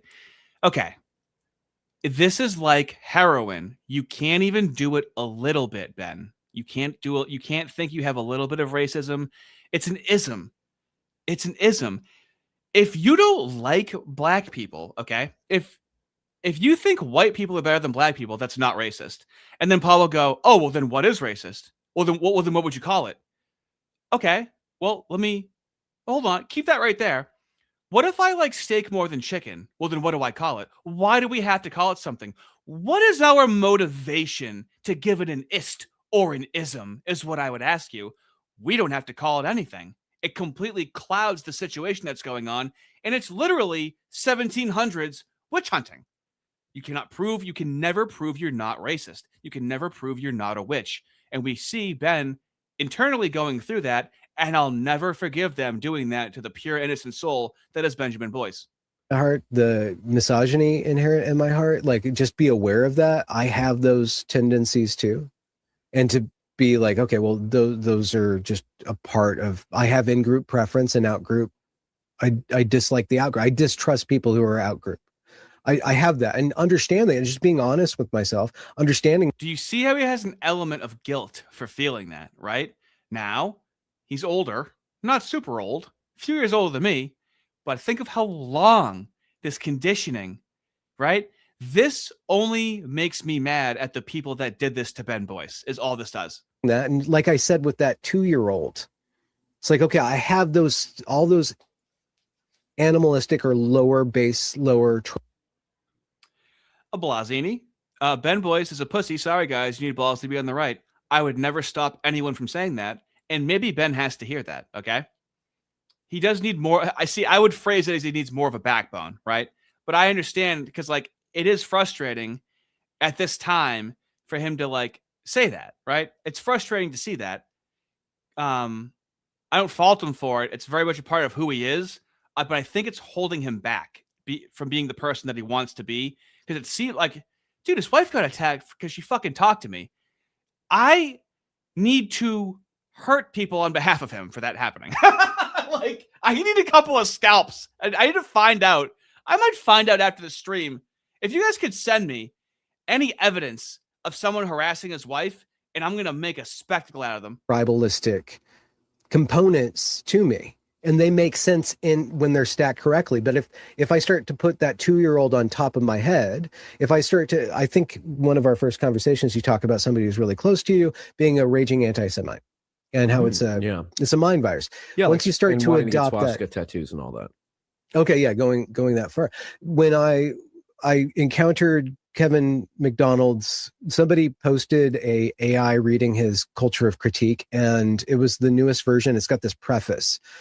And he just brings receipts right? And all of a sudden, I'm like, I woke up in the middle of the night. I'm like, oh my God, like I'm going to start becoming a raging anti-Semite if I interact with this material, because I'm going to. Oh my God, that's a perfect place for your boy to rip a piss in a butt. Now, I'm going to be back in 5 minutes. What I will leave you with is the man that has been trying to pull rank on you for morality. I want you to watch how giddy he is talking to Destiny. This is the guy that's trying to pull rank on you morally, okay? Give me 5 minutes. Nick Fuentes at this point in history. I mean, he's got a strong like set of ideas that he believes in. It's technically, I think it's a better direction for the Conservative Party than the fucking Trump shit that they're in now. But obviously, I'm opposed to any like state religion-ish stuff and a lot of kind of the more racial essential ideas and a lot of the retreat from what I would say are kind of like core like capital L liberal values. Yeah. You said you think it's a better direction than what Trump is going in? Yeah, I just think In Trump what is way? just a disaster. It's just a horrible administration. That it's a combination of narcissism and incompetence. Sure. It just those two things together are just horrible. Like at the very least, if he was like obsessed with making America great for some racial reason or some fascist reason or whatever the fuck else, at least he'd be trying to make America great. But he's not. He literally is just a self-serving fucking retard. But he's even too stupid to be self-serving. So like their prosecutors are getting kicked out. Their court filings are fucked up. Like their DOJ is incompetent. They just tried to drop some of these Epstein files and they fucking didn't redact them correctly, and he's constantly backstabbing even his strong political allies. Like he shouldn't be backstabbing Mike Johnson or losing Marjorie Taylor Greene. So he's like politically ineffective. It's just dumb. It's just a fucking disaster. Yeah. Yeah. So, I mean, obviously the mainstream discussion is, well, Nick Fuentes is an anti-Semite, a racist, and this is a bad direction for the Conservative Party to go in. I think Nick Fuentes does foster a great deal of racism and anti-Semitism, you could say. And it needs to be contended with. But I think the problem is everyone calling him a racist and a hateful bigot. It's like it's literally the Donald Trump racist debate. It's like it's totally irrelevant. The people that need to be convinced either way will not be convinced on the basis of, well, let's speculate whether or not Donald Trump is racist. I mean, he said Somalia is a trash country or whatever recently. It's like you could just say it's obvious. Like that will convince no one. And so I think Nick Fuentes does need to be contended with. And I mean, the way I see it, it's like he is riding a tidal wave of anti-Israel sentiment, some of which is valid, some of which is just genuine anti-Semitism. And the two ways to deal with this tidal wave, I think a meteor is a better analogy. A meteor is heading towards Earth and it's filled with anti-Israel and anti-Semitism sentiment. You can either nuke the meteor or you can nudge it off course. And I think there's a lot of people saying we should just nuke it by calling him a racist, hateful, bigot and all that. And I don't think that's working. And so I'm in we should nudge it off course. But nudging it off course then involves acknowledging the true things he does say, which then gets you accused of being anti-Semitic when I think that's complete nonsense. So yeah, go ahead. What do you think about it? I think I'd view him as probably a bit anti-Semitic. Anybody who does the crazy Jew conspiracy theory shit is a little bit played out. I try not to do the racism stuff. I usually focus more on concepts related to xenophobia. I think xenophobia is a stronger idea. I think it takes hold in a deeper way, and I think it could be a little bit more.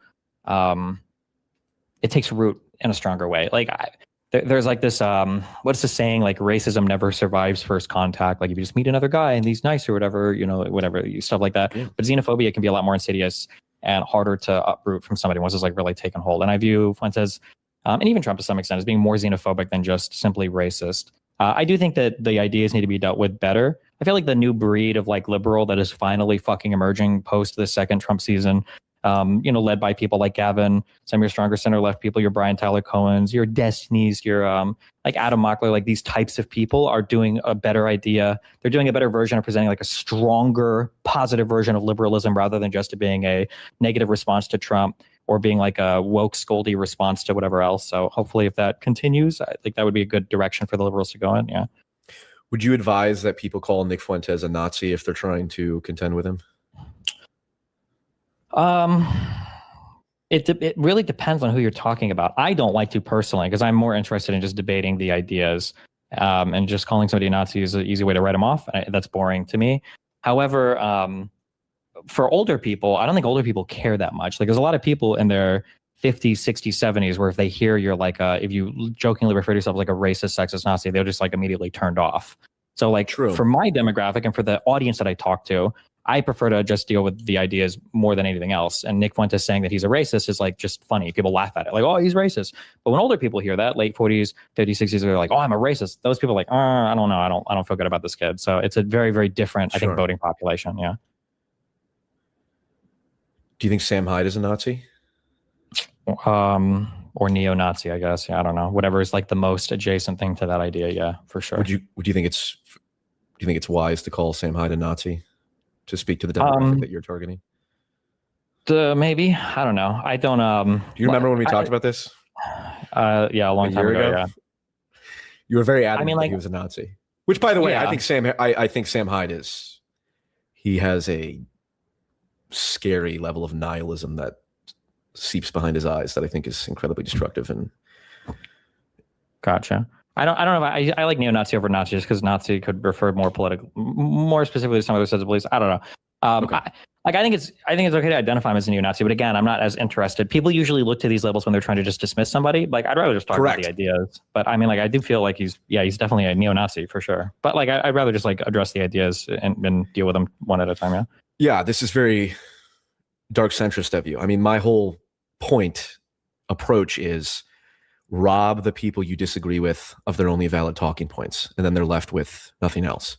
But then the problem is that involves acknowledging that involves running the risk of,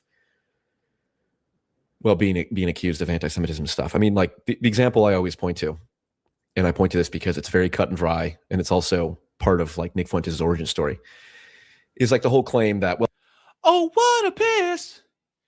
Late January 26. Drain my stupid little fucking dick. Oh, what a piss. Doo doo doo. Dooby doo doo doo. What a piss. So, fellas, anti-Semitism, racism, feeling these things, okay? You gotta treat it like heroin. If that's not gonna do it for you, treat it like a PDF file. You can't even do it once, okay? You might have the urge. You can't do it. You can't even do it a little bit. You got to cut it off completely. Got this preface, and he just brings receipts, right? And all of a sudden, I'm like, I woke up in the middle of the night. I'm like, oh my God, like I'm going to start becoming a raging anti-Semite if I interact with this material, because I'm going to start seeing every single time as him. Like, it's going to be every single time. I'm going to notice this pattern. And I've gone through phases in my life where I've noticed that pattern. It's like every single What do you think is going to happen, Frenjamin? What do you think is going to happen? Do you think you're going to combust? Do you think you're going to become Mustache Man? Theodore McCarthy, $5, thank you. Notice that his concern is minority children and being insulted by whites, but never mentions white children being murdered by non-whites. Yeah, that's that racism thing I was talking about that kind of gets in the way of your critical thinking. Aramaic Discourse, $5, thank you so much. I will swear by this. Centrist just means I'm an even more deceptive leftist than usual. That's why my focus is the centrists, okay? They are the true bottleneck for the right wing. Solon the Lich, for an amount of stuff, thank you. A meteor of death butterflies carrying the pathogen of mean words. For those that are less initiated, James Lindsay did try and compare the woke right as a death butterfly. They have to pivot to these insane analogies instead of just being forthright with what they're saying. That was good. JLM Knight, $5, thank you. Of course, Paul is ecstatic. Who else has launched as many online careers than Destiny? That orbiter bump, right? No principles here. A moo who sees an opportunity. Kind of feels like that. Stagdemics Legend, $5, thank you so much. I wish there was a way to get it across to people like Ben that guilt for prioritizing your own is also a base fallen instinct to overcome. You see, like, he's always friend. Ben is always friend, okay? And he didn't know, I don't know what internet he grew up on. He seemed like he grew up in a very, very nice environment, okay? I grew up in a very combative environment. So I like these things. I like to roll in the mud. But let's try and help out Benny Boy. Thank you, fellas.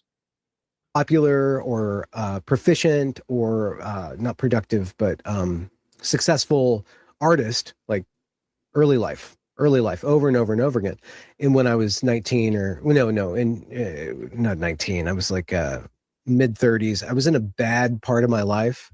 I wasn't getting anything done. I wasn't doing anything. And I started to blame the Jews because they were successful.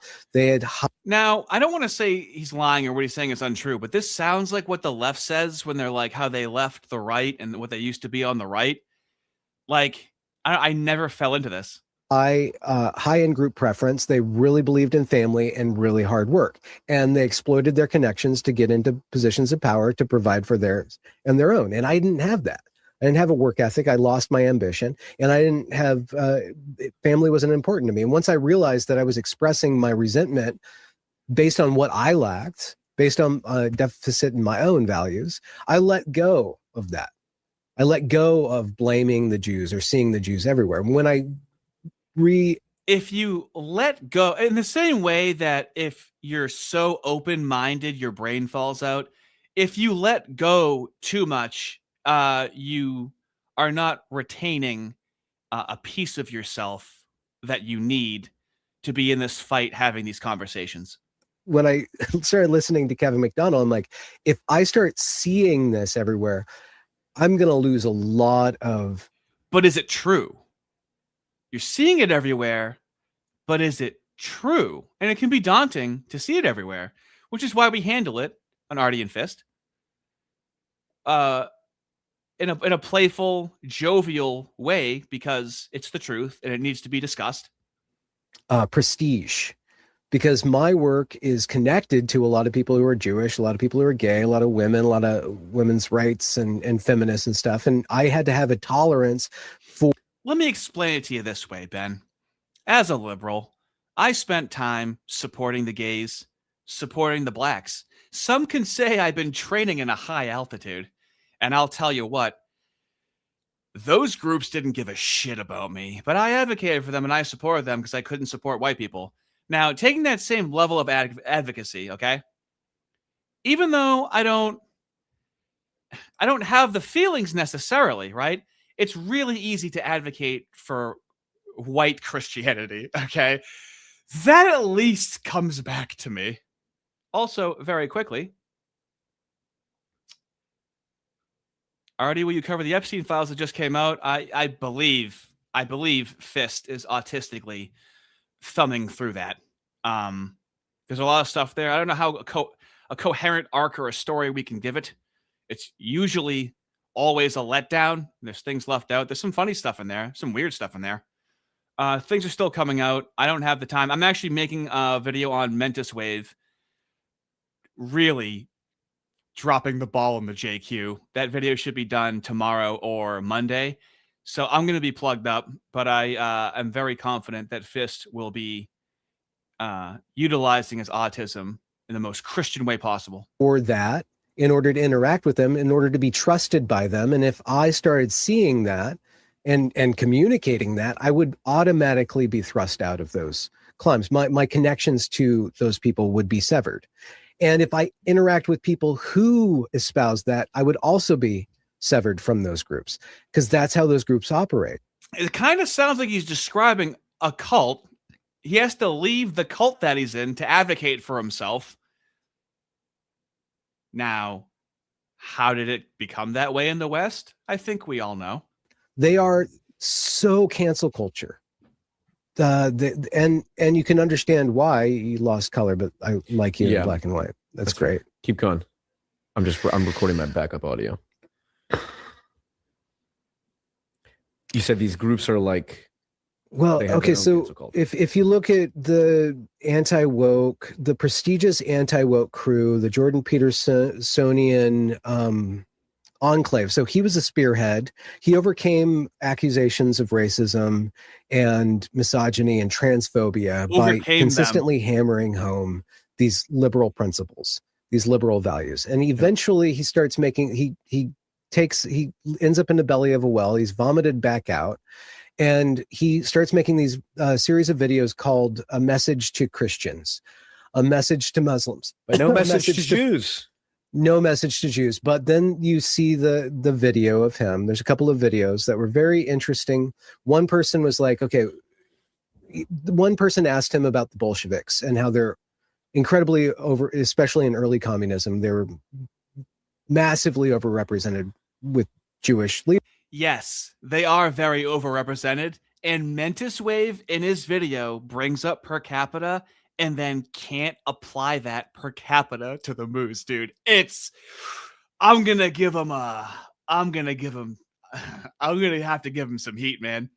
I like Mentis Wave, but things are going in a certain direction and you can hop on or you got to get the fuck out of the way. And yeah, I'm going to get him pretty good, as politely as possible and as assertively as possible. And those Jews effected ethnic cleansing through the power of the Russian state and through power of communism. Why would we trust somebody? Why would we trust these people? How do we square with that? And Peterson has no answer to that. And then there's another video of him in Israel saying that you are the chosen people. You are the foundation of Western society. And if you lose, we all lose. And you're like, what? Huh, was that pre-Daily Wire or post-Daily Wire? I'm curious. Oh, why does he criticize everybody else, but he adores this one group? Like, that's not fair. That's weird. And yet if you do that, you'll be in. You can be as anti-woke as whatever, anti-identity politics, anti-traffic. You can be anti-woke, but you have to be JQ. And speaking of which, oh, dude. Yeah. Mentis Wave he got lit up in his comments and he's getting lit up in my chat. And fellas, I know I have to compartmentalize a lot. I would love to just go into it right now, but I gotta wait until I put rubber to road tonight into tomorrow. Oh, I'm right there with you, fellas. All day. But you can't be that's the tribe that you can't be against. You can't criticize. And if you talk to people who criticize, it would suggest that they're in power. So it's not crazy for pagans, as much as you disagree with them, for them to hone in on that fact. Them, they will cancel you. The paragons of anti-cancel culture, the prestigious anti-cancel culture people, the Barry Weisses, that's the one that in group you cannot trigger. You will be punished. And I can't even call it hypocrisy. It's not hypocrisy. It's just how it is. But it elicits in me a tendency towards resentment and then a tendency to say, okay, no enemies to the right, if that's where we're going. Yeah, but I have to resist that too, because then it nests in my heart. You see, they have their hooks in him, and they've had their hooks in so many people in my life that I had to stop talking to. And this is the fire, fellas. When I hear him say that, it makes me want to keep going. He's afraid. They make you afraid of yourself. Okay. They try to turn your body into a prison as a liberal. Okay. The most important thing for me is for you to be allowed to express yourself. Okay. They don't want you to express yourself, and that leads to a lot of depression and anxiety. I want you to be able to just let it out. That's one of the most important things for me, because I'm able to do that. And so I want others to be able to do it as well. And so when I hear him say that, I'm like, dude, you need to find a way. You need to find God. You need to find a way, dude, to get that, to puke it out, whatever ceremony Christians might have to just be shit out fucking whatever this is. Some sort of guidance, fellas. How do you just get that out of your system? I get more and more resentful and more angry about that. And I have to let that go. I have to turn the other cheeks. Like, it's just, it's how it is. And it's not for me to be that way. For some reason, I have to find another way. See, you're one of the good ones, Benjamin. See? And he placates it. See how dangerous and elusive the centrist is? Anyone can pick out a shitty leftist, right? But what about these centrists? Hey, man, I'm not a leftist, okay? I don't support mass immigration. See, I'm different. I don't support transing the kids. See, I'm different. Oh, wow. Oh, wow, you're so different. Anyways, am I racist? Yeah, you're still racist. Oh, yeah, you're so different. You make me want to be pro-white. Look at that. Ironic. Well, Does he mean it? yeah. What are you, by the way? What kind of white Am I are you? pro? What kind of white am I? Yeah. I'm Slavic? American. No, I'm not Slavic. I'm Anglo? probably mostly Irish and Now, let me ask this person a question. They ask, why does white guilt exist? Sounds like a weakness for white people. Well, I want you to answer this question. Do you think it's organic or manufactured, this white guilt? Eagerly waiting your answer. English and Norman What if I told you Celt. I was like 80% Ashkenazi Jewish? I'd be a little disappointed in you, Paul. You'd be much more you should be a lot more successful than you are, Paul. I'd be a little bit subversive by talking to you 4 times. I get accused of being I have a golemic facial structure. Yeah, golemic facial structure. Golemic, yeah. This is the shame with PF Jung, okay? He influenced my content, okay? He had a whole arc that was vibes based, okay? Because I found myself really over intellectualizing things that I just thought were very obvious, you know? And so I went with a vibes based strategy, and it really helped my content. And he can be funny, and he, you know, he just has hooks in him, and he's spreading those hooks, right? Ben has hooks in him, but he's not spreading those hooks. Paul has hooks in him, and he's like, yeah, you see, you're a good white person for feeling that way, when clearly Ben sounds demoralized and confused, okay? That's evil, and it's unfortunate because I really want to like Paul. Really, it's- Gilgamesh? No, the golem. Oh, You know the Jewish myth of the golem? We learned it in the Hebrew school. I mean, no, you know the I think it's the Easter Island head statues. yeah. That's me. Okay. I'm gonna get a Strike? no, but right here, I'm gonna get a Oh, okay. Easter Island head statue right here. Oh, you should. Yeah. That would be good. And then I can say I'm not Jewish. I'm Now, I wanted to know if you thought it was organic or manufactured, which could be viewed as a false dichotomy. He says, I think white people dropped the ball. The Moos aren't powerful enough to take over the U.S. unless those who built it relinquish that power first. Well, you're sounding like in a fair fight, absolutely. When one side is playing by the rules and the other side isn't, when someone drops the ball, it's not exactly a fair fight. And we're realizing it hasn't been a fair fight for a long time. So organic or manufactured, I'm going to ask you again because you didn't answer that. Island. Anyway, Anyway, yeah, so the whole I point guess about letting go. The whole point about letting go. Yeah, this is the point. It's like, look, obvious. It's like it's so. And again, it's dude. Listen, nobody loves Islam more than I do. Okay. It's that's such a destinyism, that like overtly ironic tone instead of just saying it. Theodore McCarthy, $5. Thank you so much. White guilt doesn't exist. That's just a masking term for the anti-white hatred of the pale left. Ooh, see? You see? Do you see how your brain can think when you reject the thought of racism? You can actually kind of go into some. That's interesting. I feel like it does exist, but I'm going to reflect on that. I like that. Thank you. There's a great parable from Islam about basically it's a man, his wife, and his son on a camel, and they go to like 4 different cities. Now, he's going to bring up Islam just to say that no matter what you do, there's always going to be people that disagree with you. I don't know why he has to go through this rigmarole. And he goes to every city, and the first time he's riding the camel and his wife and son are walking, and he gets to the first city, they're like, how could you make your wife walk? He's like, oh shit, sorry. So then he goes to the next city, he puts his wife on the camel, and he's like, how could you make your son walk? So he basically goes to all these different cities, and he does every permutation possible. Like he's on the camel, his wife's on the camel, and everywhere he goes, someone bitches at him. Fellas, like the stream. And it's a great because it's like no matter You're what near you do, your you're device. fucked. And Much every appreciated. configuration of what you do, someone will get Thank pissed you, off. Arden. So you have to choose who you piss off. And for me, it's like, look, You want to piss off the pagans. I do want to piss off the Teutonic. This is the bottleneck. His focus is the people that are a little too pro-white.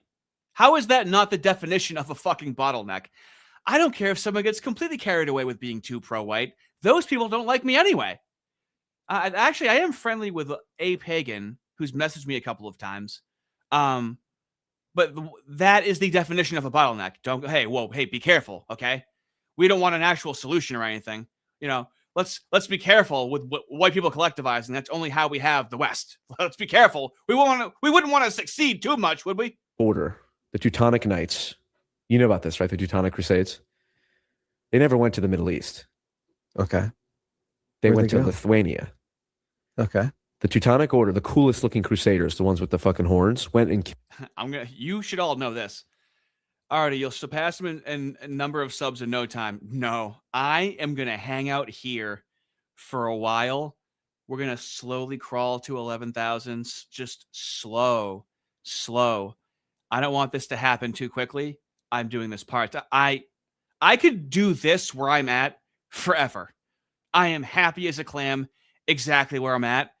Things are more fun for you when I'm more popular, but they're less fun for me when I'm more popular. Just you guys are going to love to see the shit I'm going to have to deal with as I get more popular, and I'm going to hate to deal with it, okay? So laugh at my pain when it fucking comes to that. I'm not excited for it, but thank you. killed a bunch of European pagans.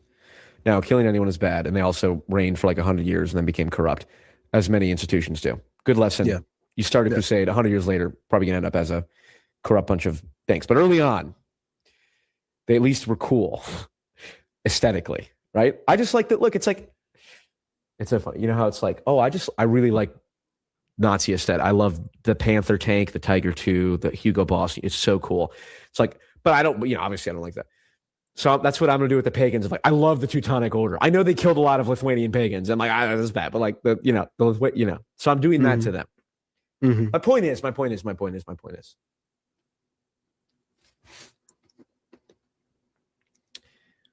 what is my point here? Exactly.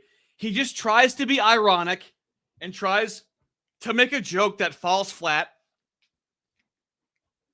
and then forgets what he's talking about. If I was talking to him and he would deviate and I'm trying to get to like the meat of a conversation and he deviates with something not funny, I mean, I guess it would be funny. I wouldn't be able to really hold back.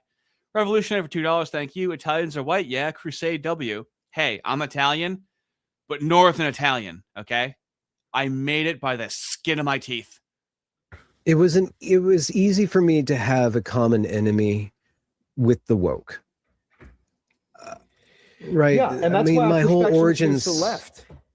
Yeah. Because, and the other thing too, it's like, I did a video called "The Right is Destroying Itself" or something to that effect, where I highlighted this of like the guy running up to children, calling them the N-word. It's like, if that's not racist, then you're a demented loser, and I don't care. And your movement will remain a terminally online joke. And you know what? Over and over and over again. I know leftists. I get texts from leftists. Okay, I know fairly large sliding leftists into your DMs. Yeah, you're on Destiny's channel. After you see it, I know all these people.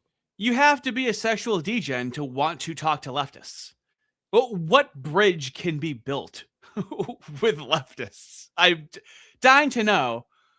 I mean, they're popular content creators, and so he wants, a larger audience. But what else would it be? But to want to like associate with the left, it's always he would be the one non-degen that's doing this. I'll put it to you that way. Okay, and I'm not going to name names, and obviously some of them certainly would not agree with this. There's plenty of leftists who hate the woke shit, who are like, I'm not guilty about being white at all, and fuck that. And they want. Yeah, you want to know who that is? Vosh.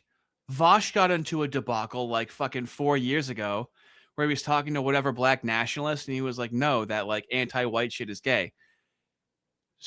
But what does that mean? But like, how does that change his rhetoric moving forward? He's still gonna fucking bash whites because he's not pro-white. They're against the anti-white shit, right? It's an oppositional identity, but they're not pro-white. So yeah. And then all that amounts to is, hey, the left's getting carried away. I don't agree with that stuff. But then they support the fucking political party, the Democrats, which support all the fucking anti-white shit. So what does it matter? Where are the sane ones? It's not that they're bad, Paul. Show me the sane one. FD Signifier, Destiny. Those are your examples. Those are the names you're giving me. Do you guys know FD Signifier? That's a hilarious one. That's a black nationalist fucking, like, that's what I'm saying, dude. Like, these people do not want to get along.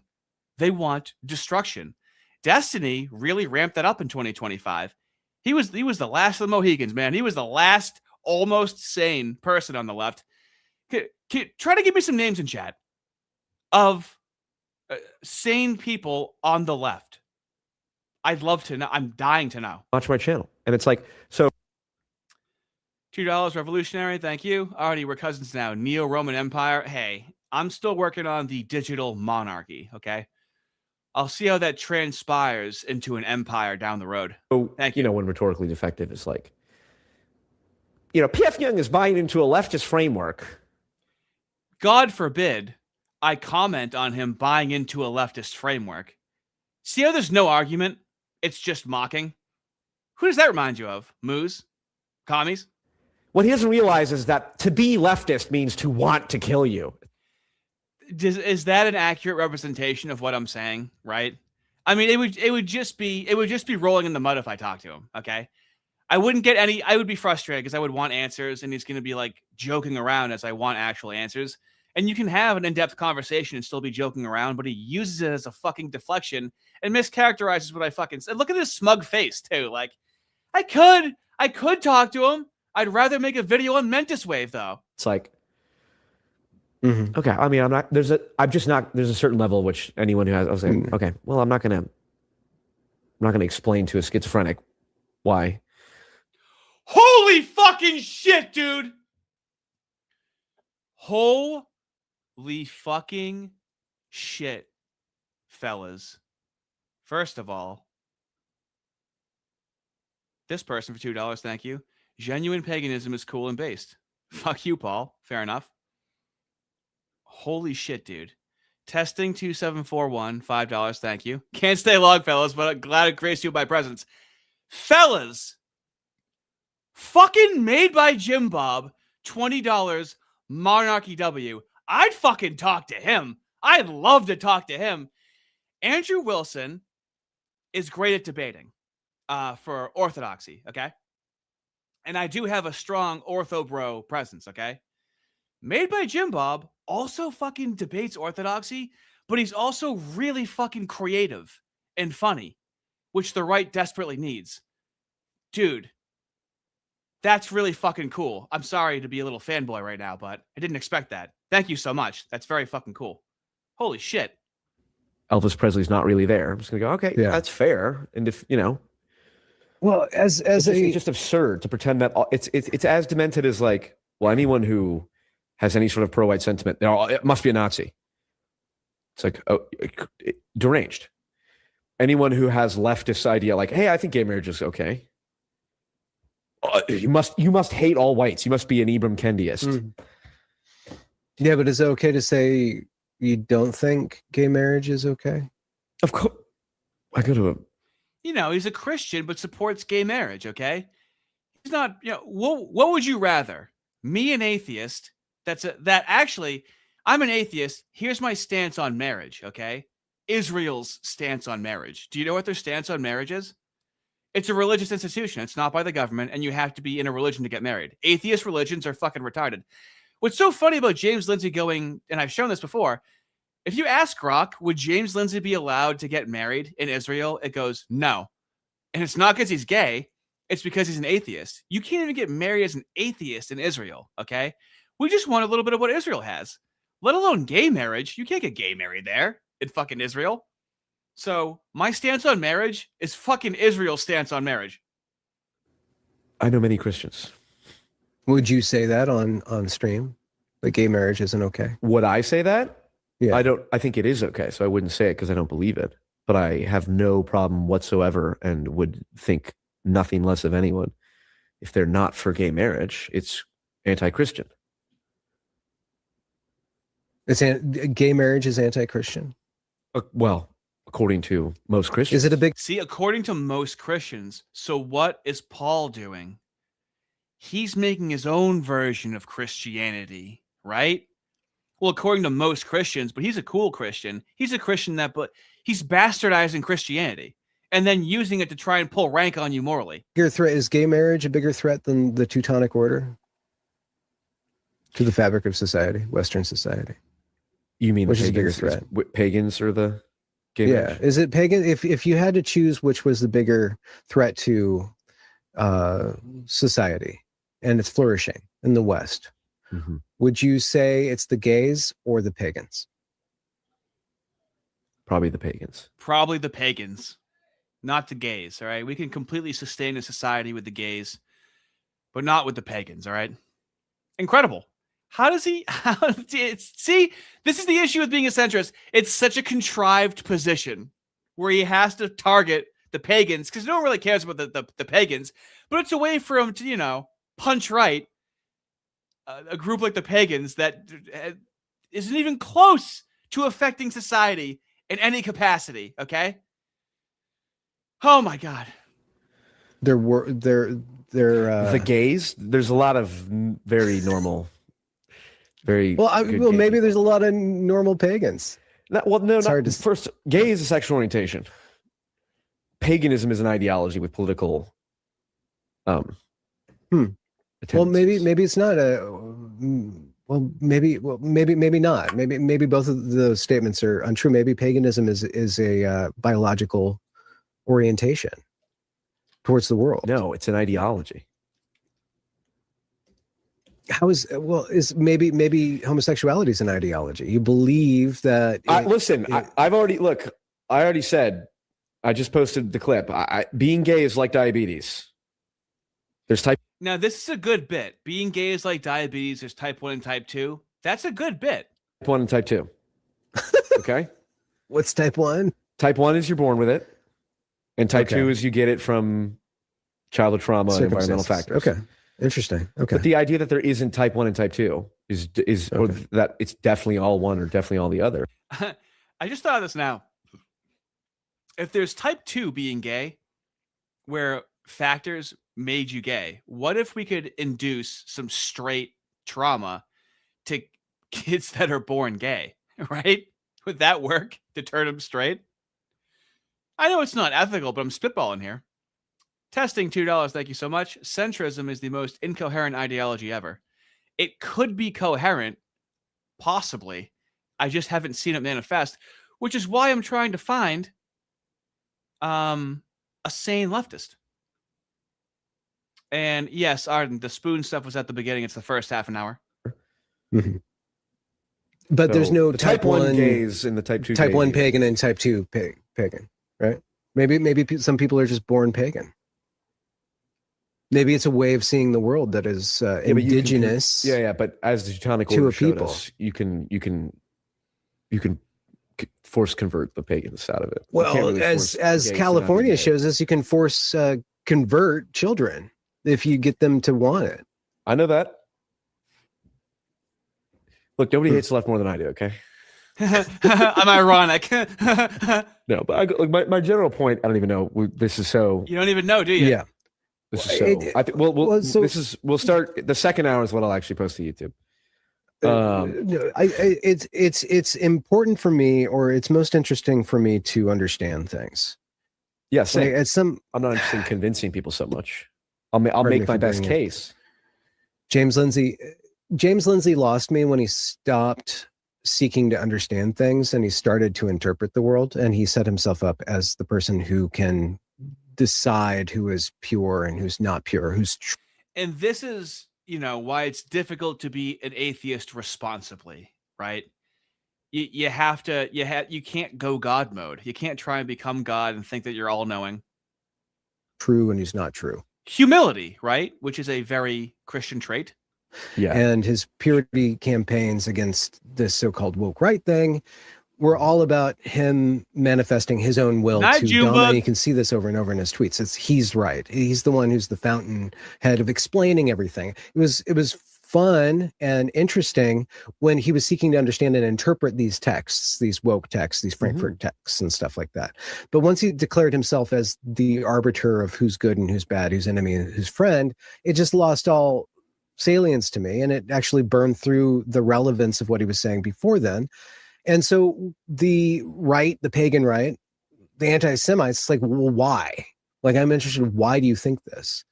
Why is this a part of your identity? Why is this a part of your political program? You're asking this to me, or you're asking them? Well, no, I don't know if you're seeking to understand the pagans. Once you declare somebody your enemy, you're no longer seeking to understand them. So, okay, this is a good point, because I should say pagan. I'm using the word pagan sort of like postmodern neo-Marxist. It's kind of like a general. Oh, you see how he's targeting pagans so much, but he's kind of using it in a wishy-washy way, like a fucking moo. The whole time he has a hair across his ass about the pagans, and then under a modicum of questioning, he's like, "Yeah, well, I mean, I'm just using it kind of like, fucking generally. Yeah, I'm not really saying anything." Like the people who explicitly reject Christianity because it's anti-white, the people who say the primary moral view, the primary moral responsibility that we have as human beings is racial purity and protection, basically. Those people I disagree with. Now, I understand.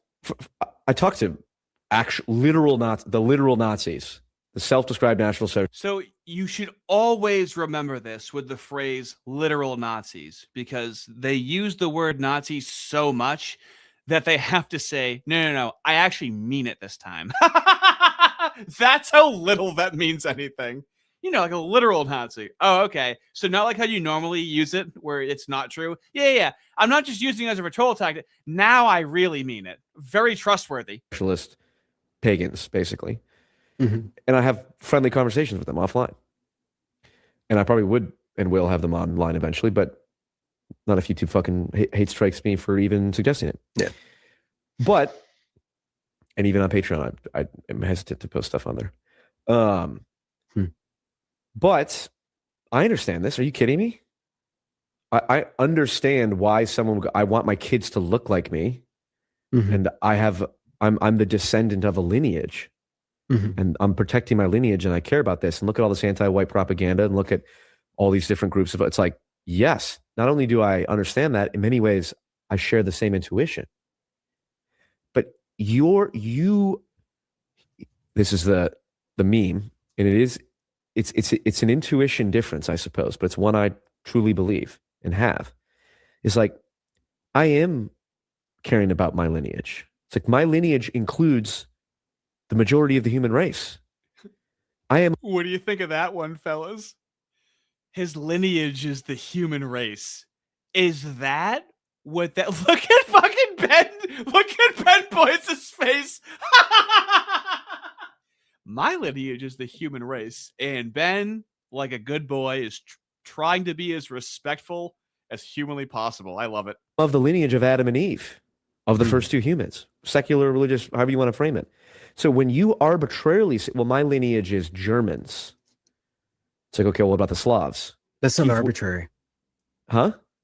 I'm sorry to debate you, but you said arbitrarily.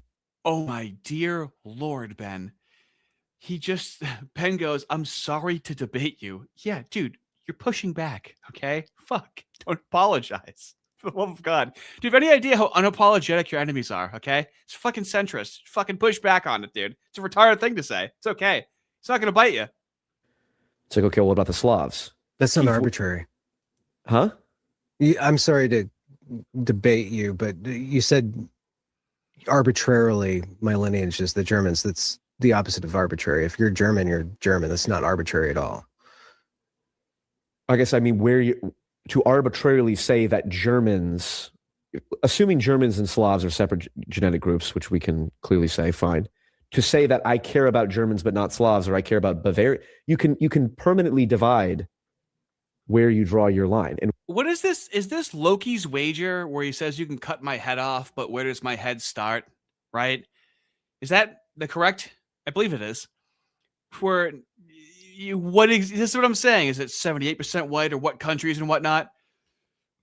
And no other ideology works like that. You hit the ground running and you figure it out every time. Okay. And if there's one group to figure it out, I believe it's going to be white Christians. Okay.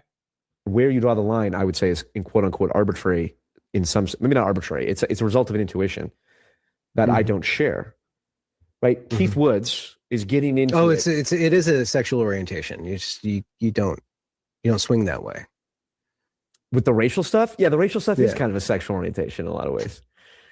But like you know Keith Woods, he's arguing with right-wingers on Twitter on whether or not Hitler was like actually racist towards Slavs. Like Hitler, and I think, according to Keith Woods, that Hitler absolutely wanted to clean up the Slavs and believe they were genetically inferior. Clean them So up. it's like, okay, so where is your pro-white? So now what are we doing with pro-whiteness here? Does that include Slavs? Does that include Anglos? Well, Anglos and Germans, yes. It's like, okay, but you understand that you are now just drawing these lines because there's a lot of pro-whites like, no, if you're Irish, Slavic, Italian, that's all. Yeah, dude, if you talk to the Moos, do you think they agree with reform Moodyism? Like, yeah.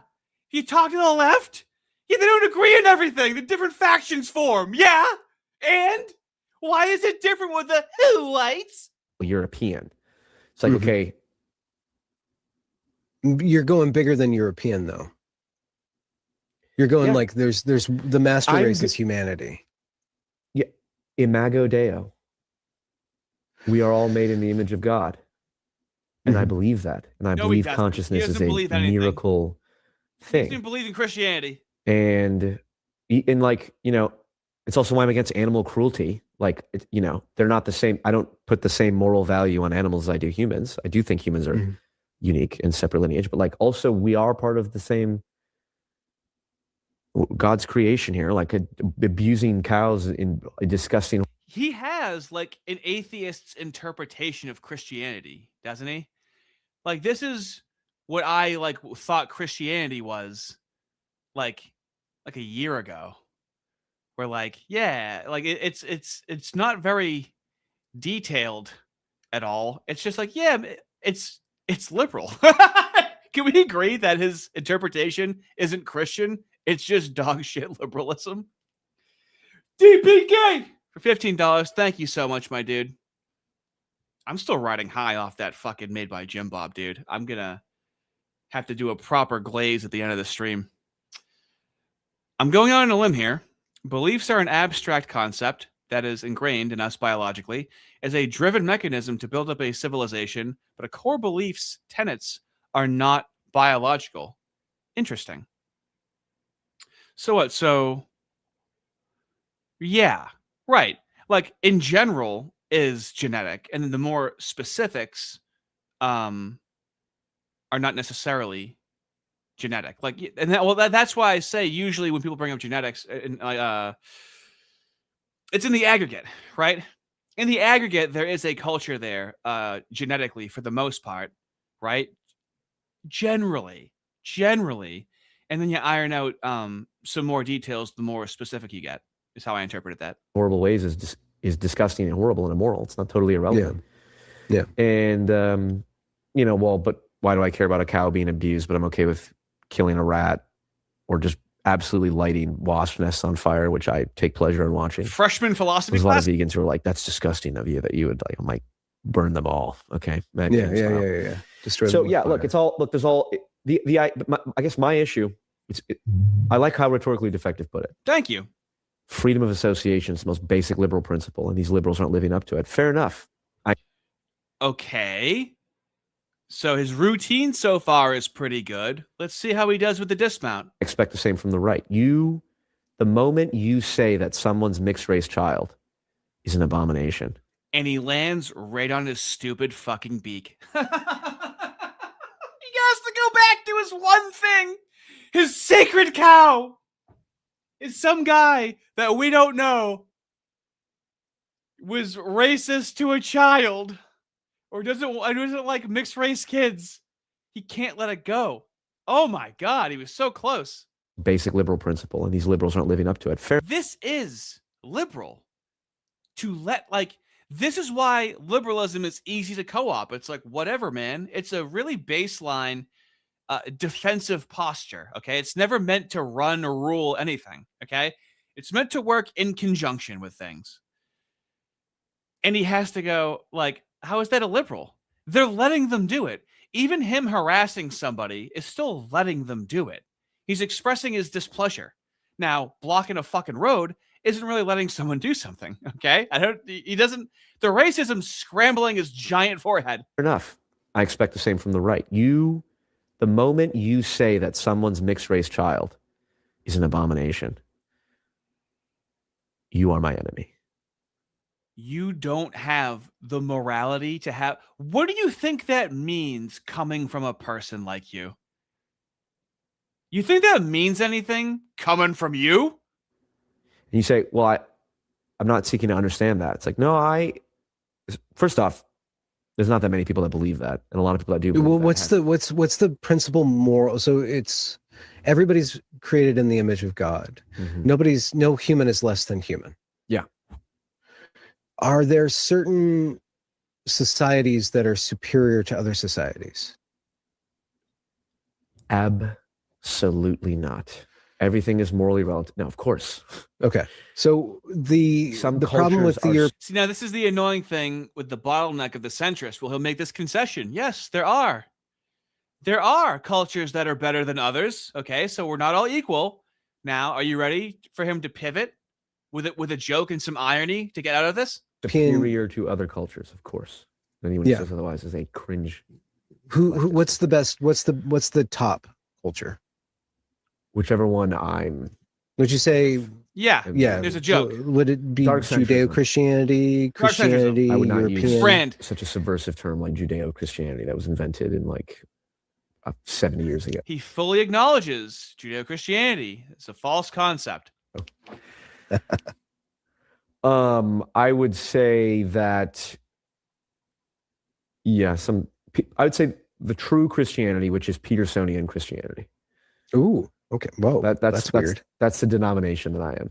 I talk about this with my pastor. Sam, I'm a Petersonian. So there are cultures that don't adhere to your universalist humane values. Your humane values are a product, it could be argued, of your lineage. Okay, so Torch of Wyatt, God put you in a family. That family extends outward to your clan. And so in this context, we could align clan with race. Okay. Can you get a source? Is there a passage that I can invoke in a conversation? Very nice. And that gave your lineage access. This is why I brought up this point. I have this discussion with the actual Nazis all the time. The actual Nazis. When I talk to them. But it's like they make this is the. Does anybody ever have to say the literal PDF file, the actual PDF file, the actual commie, the actual leftist, the actual socialist?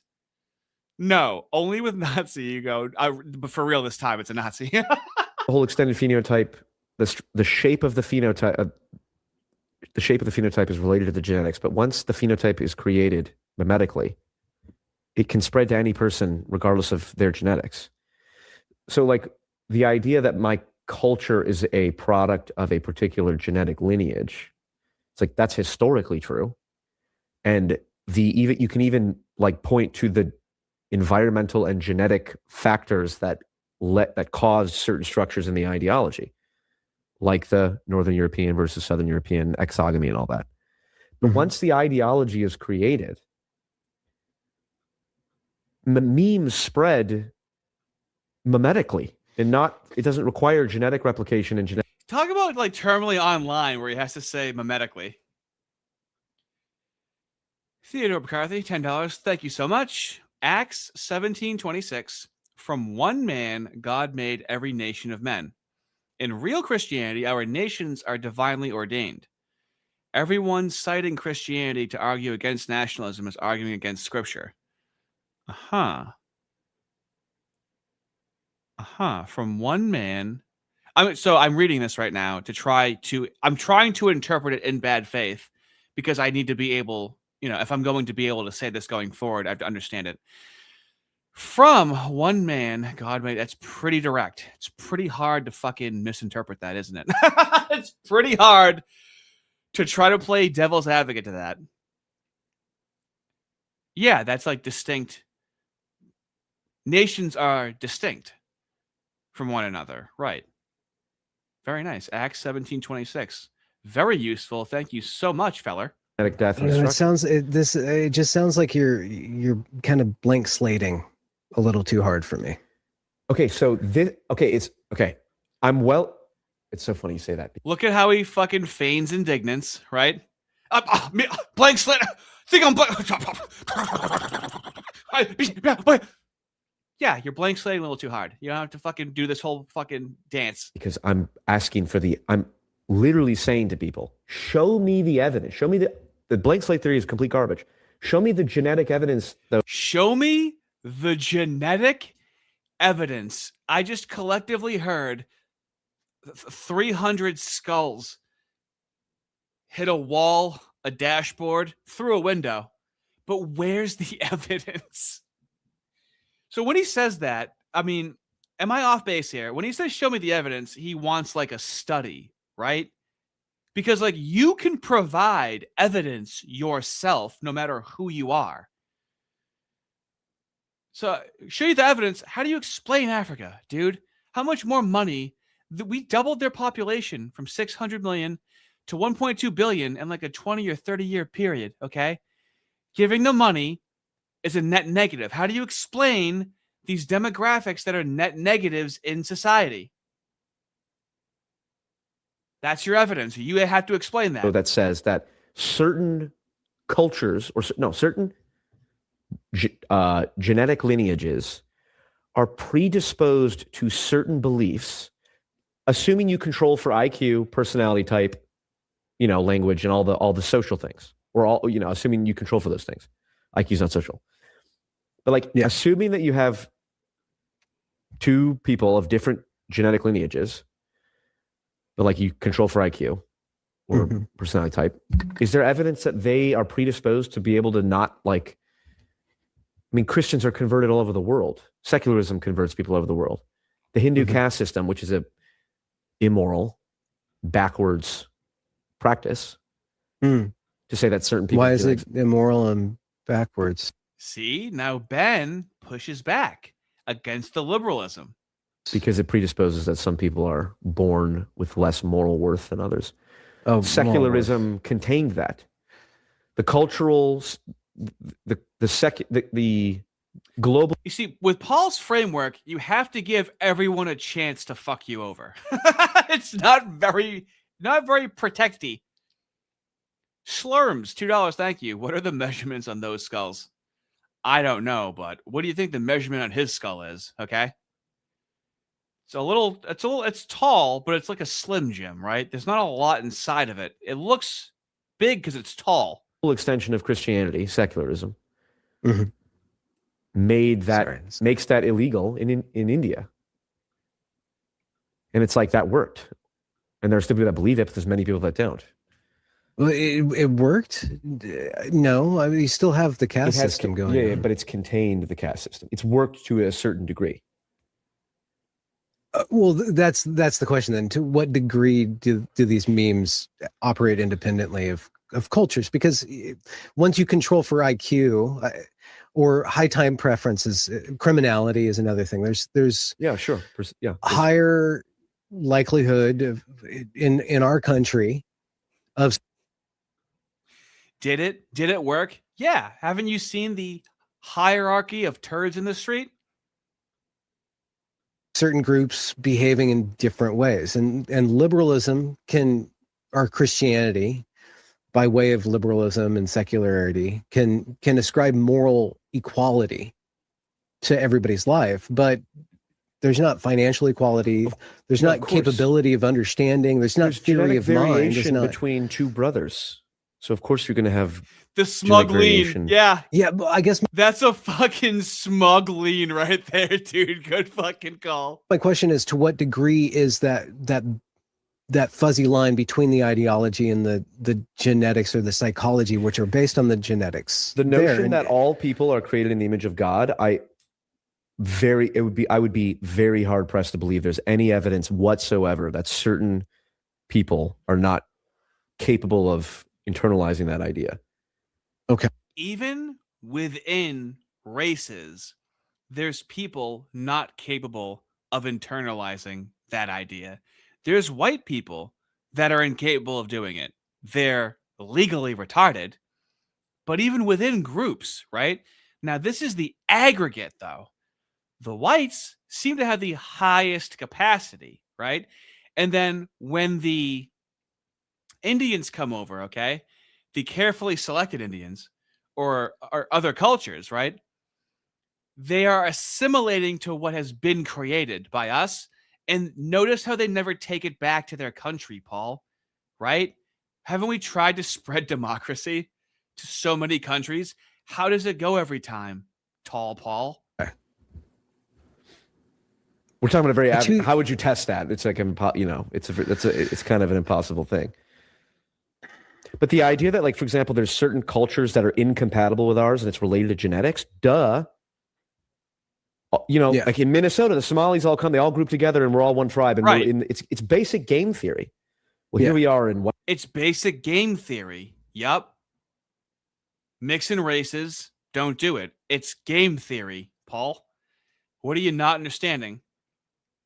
DPK, $5. If I confuse anyone with my super, I just have a lot of time in my hands, just thinking out loud and not as intelligent as I like to think I am. People listen to me, DPK, okay? Okay? And constantly educated by the chat, right?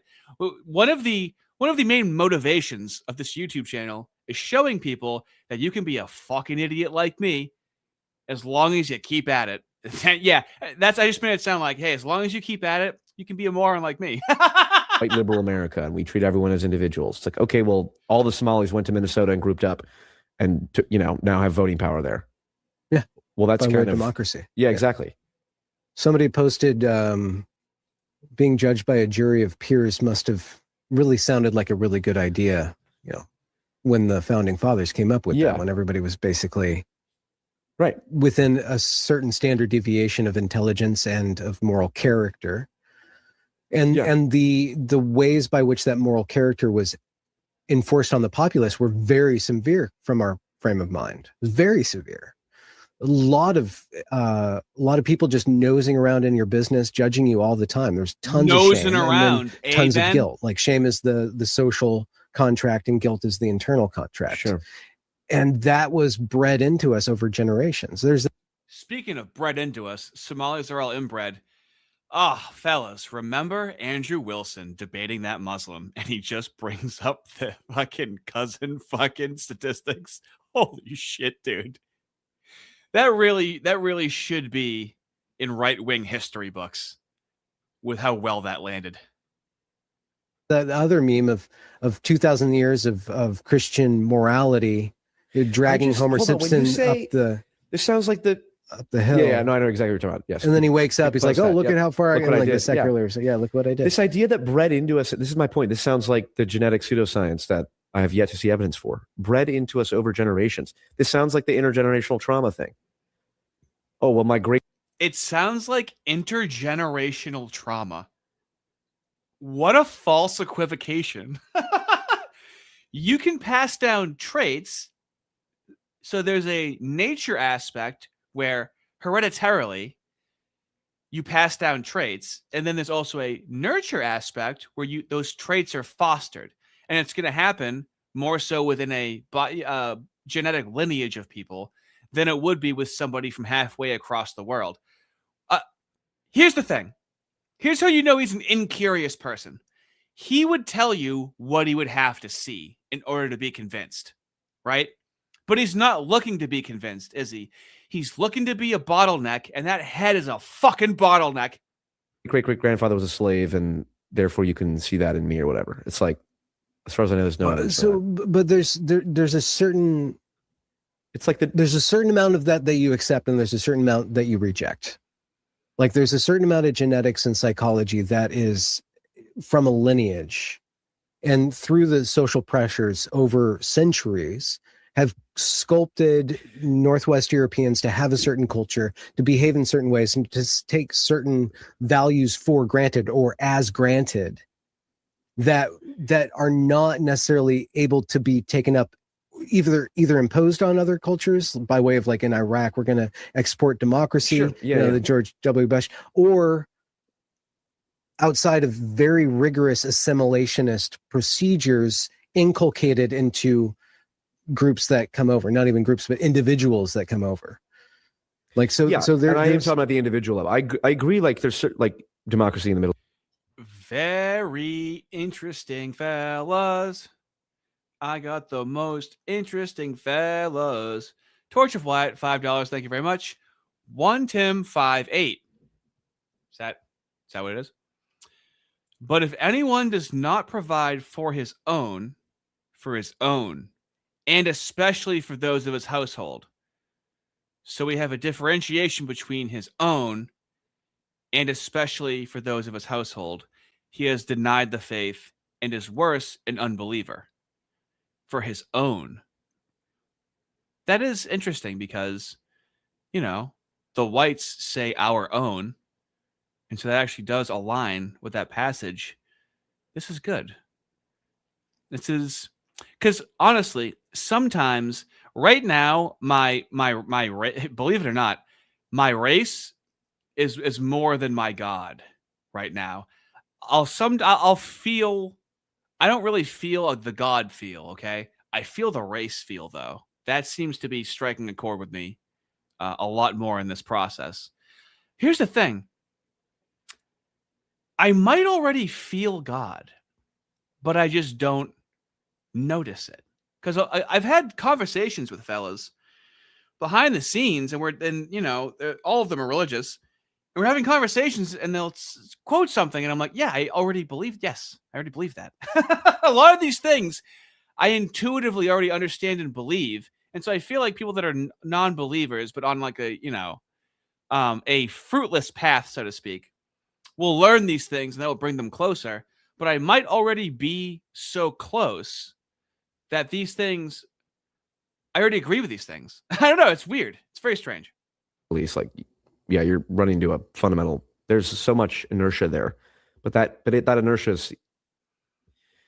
It's kind of like language. Like languages evolve. He's sounding Any child, any infant. Tell me this doesn't sound like he's trying to pick up pussy at a fucking house party right now. Agree. Like there's like democracy in the Middle East. Like, yeah, you're running into a fundamental. So worldly. There's so much inertia there, but that inertia is. It's like energy. It's kind of like language. Like languages evolve. Any child, Paul, any infant is born with the ability to be able to receive any language. As far as I understand, any child can learn any language on the world right now. Yeah. What do you mean? Yeah. Any child can learn any language in the world right now is too incoherent to even intellectually engage with. And then they die into it in that, like, after a certain point, they can't learn certain phonemes and all that. It's like, unless I see evidence otherwise, I don't know how we would say it's different for, like, beliefs about morality. Of course, there's predispositions of like, well, if you have a culture that's incredibly autistic. But do you see how there's a difference between seeming curious and being curious. So ideologically, he's like, yeah, well, why can't? He's asking why can't, and he's not asking like how are things? Because like observable reality solves a lot of these very quickly. And then he would just pivot to, well, just because it looks like that doesn't mean he's seeming curious. But he's like, why not? And no matter what you say, he's like, yeah, but like, why not? Statistic like Germany. Are they going to produce more good engineering? Yeah, of course, sure. Yeah. And if you have a culture that's generally low IQ, are they going to have less civilization? Where does the culture come from, Tall Paul? Where does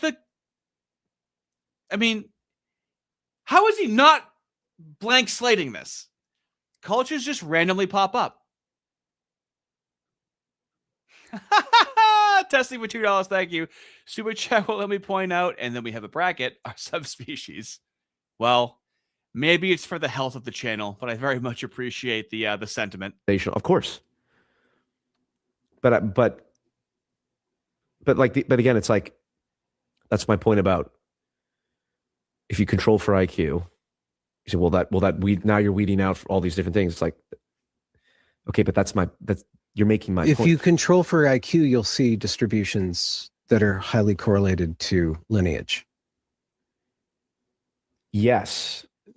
So I guess this kind of is not what circles back to the no friends in the pagan sphere. I see what you. Okay, go ahead. There's this rhetorically defective did a video, I think it was last week, about the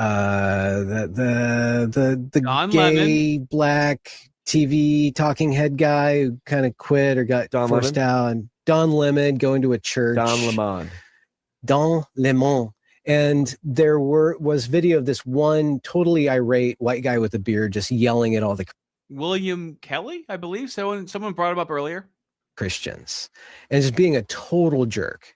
Total jerk. He was harassing people. I think we could use, Ben, a little spicier language than being a jerk. I'm being a jerk right now, okay? He was harassing children. Notice how fucking PF Jung didn't give a shit about that because he wasn't being racist. What's worse? Random Newtsy walking up to a 7-year-old black girl and just N-bombing her. Just Nagasaki over and over again. That's taking up a lot of space on his hard drive. But what about what happened at the church where they went in, way more people were affected, way more people were intimidated, and they harassed adults and several children, but it wasn't racist. God forbid I say he's looking at anything through a left perspective. You fucking pussy. For some reason, the left allows for that low IQ antisocial behavior and mobilizes on it, and the right doesn't want to do that. But that's a sociopathy problem, and that's going to be. You're going to. I spoke with Nathan Koffness. We talked about Kevin McDonald. Right. Notice how often he brings up racism, right? Huh. How conducive was that? He's kind of ignoring things going on in society to talk about racism. Oh, I'm sorry. I wouldn't want to compare you to the left, but I wouldn't want to say you're using the left's phrasing, Paul. I know how much that hurts your fucking grift, you fruity man. And we had this long discussion about the Jewish question. He's a Jew, an academic guy. Boom! He has this counter hypothesis called the default hypothesis that just says Jews typically have high verbal intelligence, and that's why you're going to find them in all these political groups and spearheading all of these different political movements, left, right, and center. They're just going to be there. But at the end of flawed epistemology, we are talking about this as if it's a fair, organic playing field, right? It's being said as if it's organic. It needs to be stated that it is intentionally manufactured. the conversation, he said, "Oh, it was really refreshing to have a conversation about high IQ anti-Semitism."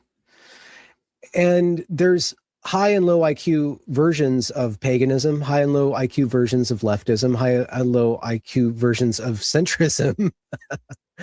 And high IQ, low IQ. I guess the burden on any thought leader is to be able to attenuate their ideology in such a way that it nudges the sociopaths towards pro-social behavior, nudges the idiots towards acting. Nudges the sociopaths toward like a positive social behavior is a fool's errand, okay? I very much believe in and I very much support redemption, okay? Christians, what do we do with those who do not desire to be redeemed? Please help me out. In a way where they cede their will to the smarter among them. And egalitarian liberalism strays towards blank slatism and says, well, we're going to weed out all the low IQ people left, right, and center, but it doesn't scale because they're losing out on that, or they're not being able to translate their Reddit brained ideology to the lowest common denominator. I mean, atheism suffers from what do you do with all the idiots? Christianity suffers, what do you do with all the idiot Christians? So society is going to suffer from all the low IQ people within society. And if you control for IQ, or if you look at IQ, it's going to be distributed differently among different groups. And so if you want a well-ordered society, you're going to see effectively, and this is the whole woke thing, like they want representation for all these groups, because it's not fair that CEOs and politicians would all be white. And manual laborers would all be black, or mostly represented as black or Hispanic, or so on and so forth. And I mean, it makes perfect sense that manual laborers have darker skin. They're better in the sun. That is just how like a child could understand that. Once you learn how your skin gets tanned and how darker skin colors don't get sunburned as easy, they're made to be outside. God made them to be outside. And I know this hurts P.F. Jung's feelings right now. Look at his face. That's right, Paul. They were made to be outside by God, okay? And the whole white ability, or the high IQ ability to distinguish between moral worth and I guess material wealth, or intellectual capacity, or physical prowess, like that. All right. Okay. We get it. Let's wind it down.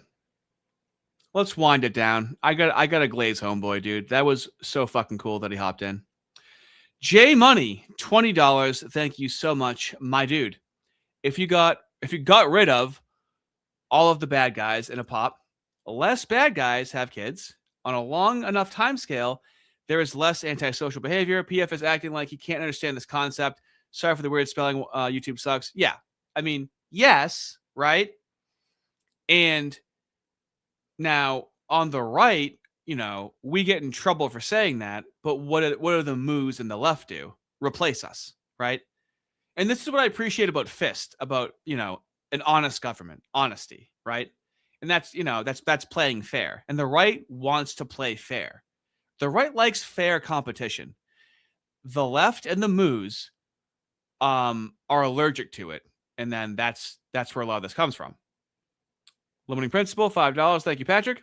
I have trouble taking anything Jung says at face value. Too smarmy. Don't trust him at all. Also, the hair goatee combo is gay. Yeah. And I used to watch his stuff. I have a collection of people in my audience now that we used to watch these people, and over time couldn't do it. But fellas, I'm going to hang with the chat, dial it down right now. Bro, Made by Jim Bob fucking hopped in here. Let me explain something to you about this guy, okay? Let me explain to you. I haven't talked about this publicly, okay? The man has his own website, okay? Now, this is what, not even just the right-wing dude, he's a fucking ortho bro, okay? And he has his own little fucking universe of stuff, dude, okay? He's really doing it. This motherfucker does actual art, ortho thugs, dude, okay? The man's doing it. And he's got his own site. He can be independent on here, okay? The fucking guy is actually doing it. And when I say actually doing it, like a culture of like art and creativity on the right, but he's also an ortho bro. And here's hilarious. He offered an atheist $500 to debate him. Dude. Now, let me ask you guys a question. Oh, talk to P.F. Jung, okay? Well, P.F. Jung has now 36.4 thousand subs, okay? Oh, am I going to clout chase and try and go on there? I don't give a fuck. Now, finding out, dude, I didn't expect that. He offered an atheist. Which content would we rather see? Me talk to P.F. Jung or me debate atheism with fucking Made by Jim Bob, okay? really any conversation. Do you have any idea how much of an honor it would be to have him fucking berate me? And I would laugh. If he humiliated me, dude, I would fucking die laughing. I'd love it. I'd love to catch that kind of fucking heat. Are you kidding me? He has a way more sound epistemology. That would be fun. I would like to talk to fucking Made by Jim Bob 100% and actually have like debates because, you know, what's my epistemology really? Sure, I can rhetorically make some stuff up on the fly, right? Oh, that was fucking cool. Who saw that coming? How did he find it? Jim Bro. Artie, I'm not feeling the religion thing. I'm feeling the race thing. Was the most poignant thing in this whole shit because it's important. It is what it is, boy. I'm bridging gaps. Is there some sort of allegory of a non-believer that like helps the believers align? Don't ask for a debate, ask for a discussion. Now, that is good advice, right? But it would be great fucking... It would be like... I would love... I don't know. What am I going to debate him on? Yeah, what strong position do we disagree on, right? I can debate a centrist. What would I debate him on? Am I really going to debate him on God? When my fucking pushback is like, really? Like, what's my pushback? Really, you believe that? What do I really have? Yeah, I guess he could run me through. He hasn't debated an atheist like me before, though. But I'm not like... I'm not strong on my atheism. I just don't believe, essentially. King Armadillo, $2. Your heart wouldn't be in that gym. Yes, right. I'm just getting excited. I just think it's funny he offered an atheist $500 to debate. But I also want to show you guys that it's okay to lose a debate. But you're right. My heart wouldn't be in the debate. What do we talk about? How do I make friends on the internet with other content creators? I'm so gay right now. That was so fucking cool. Because like I don't have time to watch stuff like I used to. But as a content creator, I fucking respect him because he also does debates, dude. He's the fucking whole package. Let me just remove his dick from my mouth for a second. Jane Money, $5. Thank you, dude. Why are there so few white bad guys? Maybe because you were on a rope for stealing a horse for 400 plus years.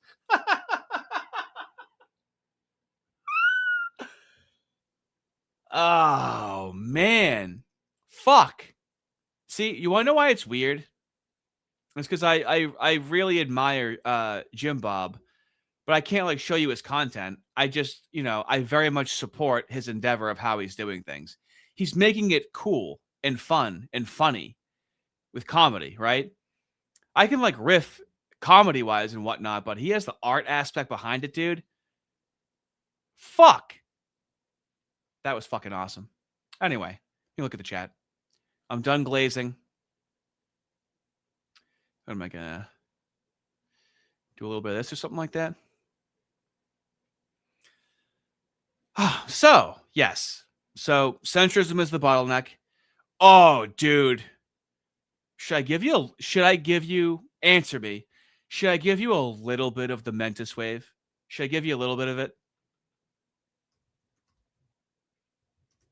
Has anyone not seen the video I'm talking about? Do they not know about the video I'm talking about?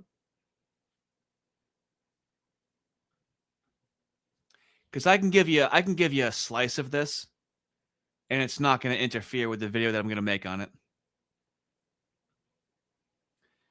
You know what? We'll just do the comments, okay? This is the first video I've seen by Mentis Wave that I didn't like. Everything else I very much enjoyed, very much support him. However, things are going in a Christian white direction. And if they're going in a Christian white direction, you have to understand the criticism behind the moves. That's step one. P.F. Jung understands the criticism, but he still acts like it's not true at the same time. So we have tell him about per capita. Mentis, I'm getting to it.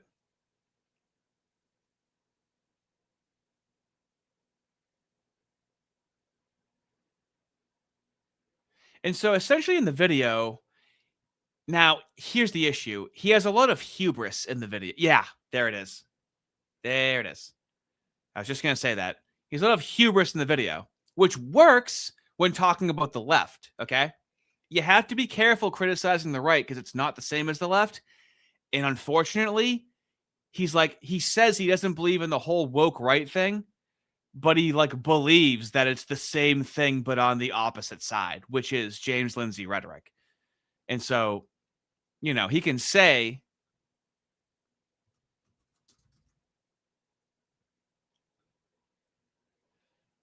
the JQ arguments really do mirror the kind of arguments that you might see from the cult of woke in the JQ arguments really do mirror the arguments of the woke is James Lindsay rhetoric, okay? left. I don't believe in the term the woke right. I've argued before why it's a bad idea to disconnect the idea of wokeness from any kind of specific ideology, but it is absolutely true that some elements of far-right ethno-nationalism absolutely do make similarly bad arguments, sort of like lefty Prague woke scolds might make. For example, I've seen groypers on X or various other discussion forums where their counter-argument is simply, you are Jewish, and that's Mentis. Mr. Wave, are you really steel manning the JQ? Or are you choosing the weakest argument from the weakest person about the JQ? Right, dude? That's just a little bit of it, dude. Oh, it's not. It's really not good. Because he's arrogant. But this is what I'm saying. Very similar to Spoon. It's the arrogance on top of the ignorance. You have 4 options in life, okay? You can be a nice, dumb person, okay? That person's dumb, but they're nice. Completely permissible. You can be a nice, smart person. Usually, the most preferable, nice, smart person. Now, you can be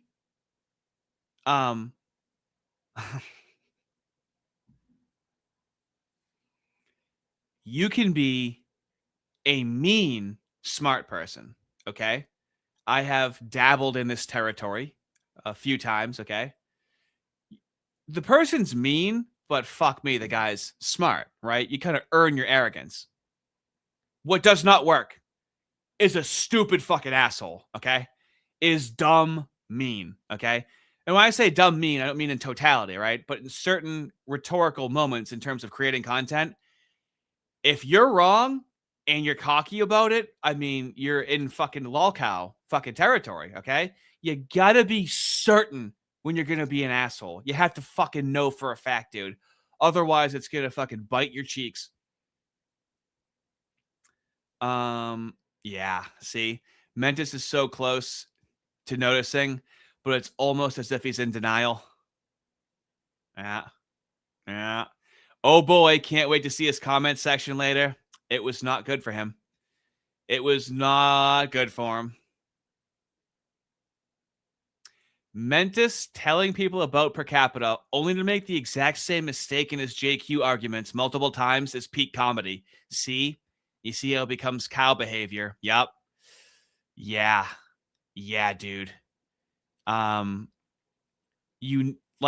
It's just overwhelming evidence for the JQ at this point. And to go, oh, so you think it's everything? This is his argument, okay? In this video. He says that it's not all of them. That's a part of his argument against the JQ. All right, now I'm giving away a lot, okay? And I do have to start editing this at some point.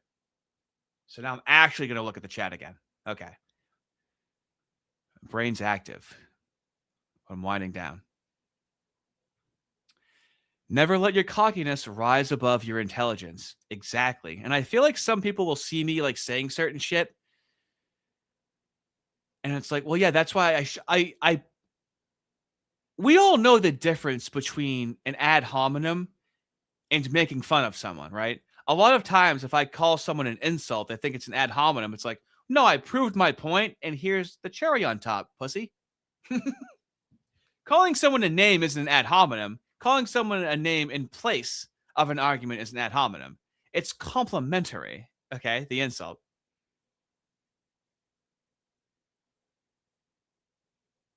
Yep.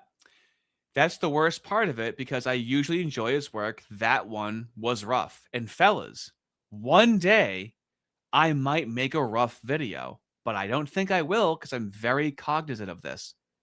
Very aware of it. I mean, I took some risks. I said white racial consciousness is good when I was still an anti-communist in like fucking July, okay? I've taken some risks. He pulled a Dave Smith.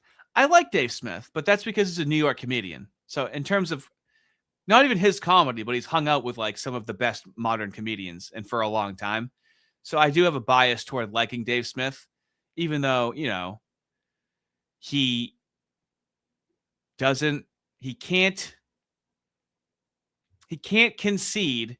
It's not the globalists. It's not the globalists. It's not the global elites. Same thing with Alex Jones at a certain point. Like, oh, when do we name them Alex? I'm curious.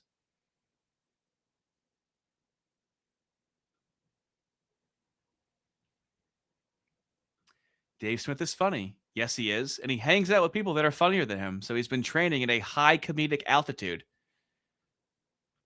Saw Dave Smith live. Where at? And who did he perform with? Was it Robbie the Fire Bernstein? Actually, how long ago did you see him? I'm curious. Dave Smith is a lolbertarian. Enough said. Yeah, but he's not a pussy, though, because he has the New York comedian backing to him, right? And he's more of a reasonable libertarian, but he still has his issues that he espouses. He's also good at debating as well. He doesn't back down from a debate. So, I mean, disagree with him all you want, but you have to respect him. And here's what kills me. When James Lindsay and the Lindsayeites try to make fun of him for being a comedian and saying he's not funny, you hang out with Dave Rubin, failed comedian, Francis Foster, failed comedian, and Constance Kiston, failed comedian. Dave Smith is a 20-year comedian that still tours and didn't fail at comedy. So you have to respect the person's craft when they're good at it. You can make fun of them, but you have to give credit where credit is due.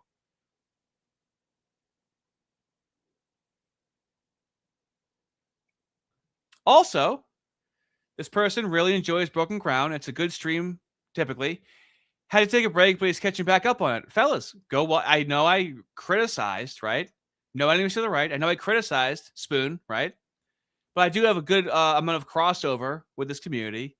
Fucking go watch Broken Crown. Fist has been on there a couple of times, right? Definitely.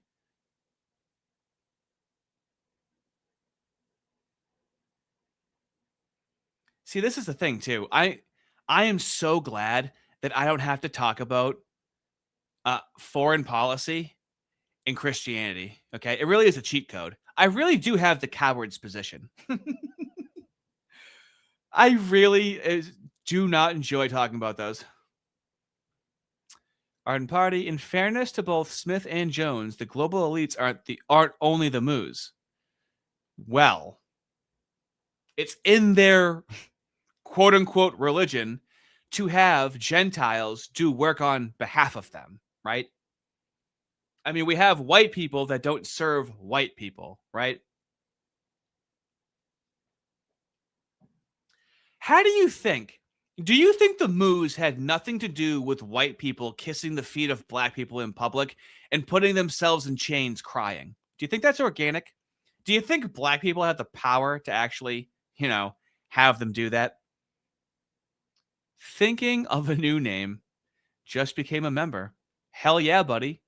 Sam Hyde fucking profile picture. Hell yeah. Probably 20 hours of content you can comb through. There's long streams.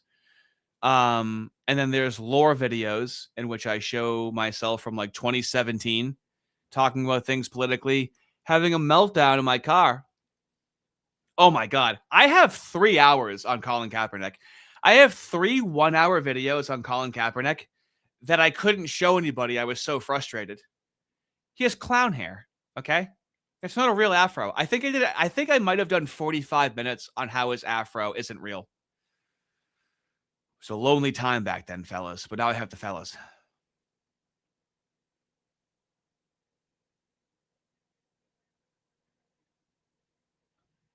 It's baffling to me how much energy is directed to crushing Dave Smith. Yeah, like he's talked to Nick Fuentes. He's gone on, he uses his libertarianism to talk to fucking anybody and actually hash out these conversations and end amicably and then disavow like direct violence. So, I mean, he's a good example of a libertarian. And I mean, I don't care about the Moors or Palestine, frankly, right? But I don't have a strong stance on those things. But I mean, I don't understand. Okay, this might be a hot take. I don't understand hating Tim Pool or Dave Smith. I understand not liking them. I don't understand hating them.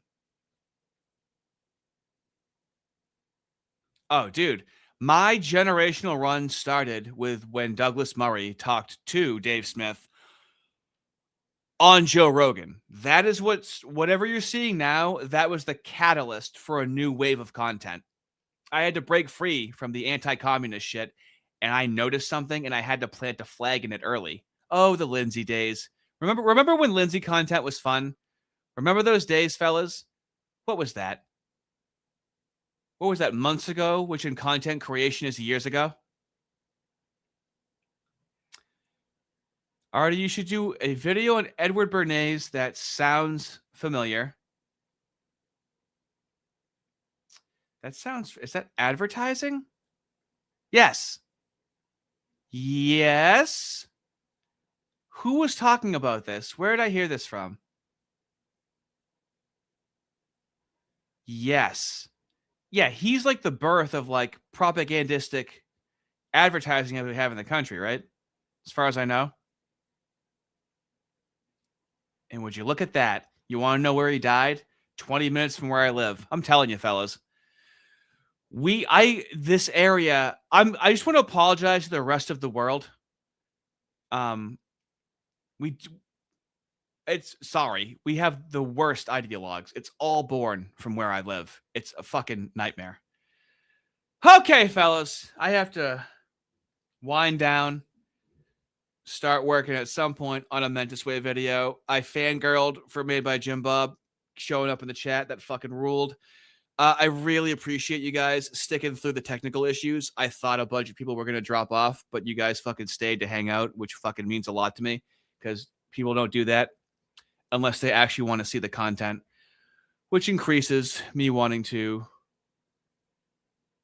make this kind of content, which has to call upon me. That's why I like doing part-time, okay? The spirit can call upon me, so to speak. Oh, wait a minute. Did I miss something? Oh, no. Okay, fellas. Thank you so much for hanging out. Thank you for supporting and your viewership and your actual support in the chat. It makes it possible. Because, honestly, if the YouTube channel went away and I had to do it on alt media, it would be more rough. It would definitely be more rough, okay? Not looking forward to those days. Which reminds me, follow the Rumble channel. I tried out a Rumble-only stream. I only have so much time, and I have to ride this YouTube thing through. So I am planning an out if that needs to happen. And so thanks a lot, fellas. Very much appreciate it. I got the best, fellas. Have a good one.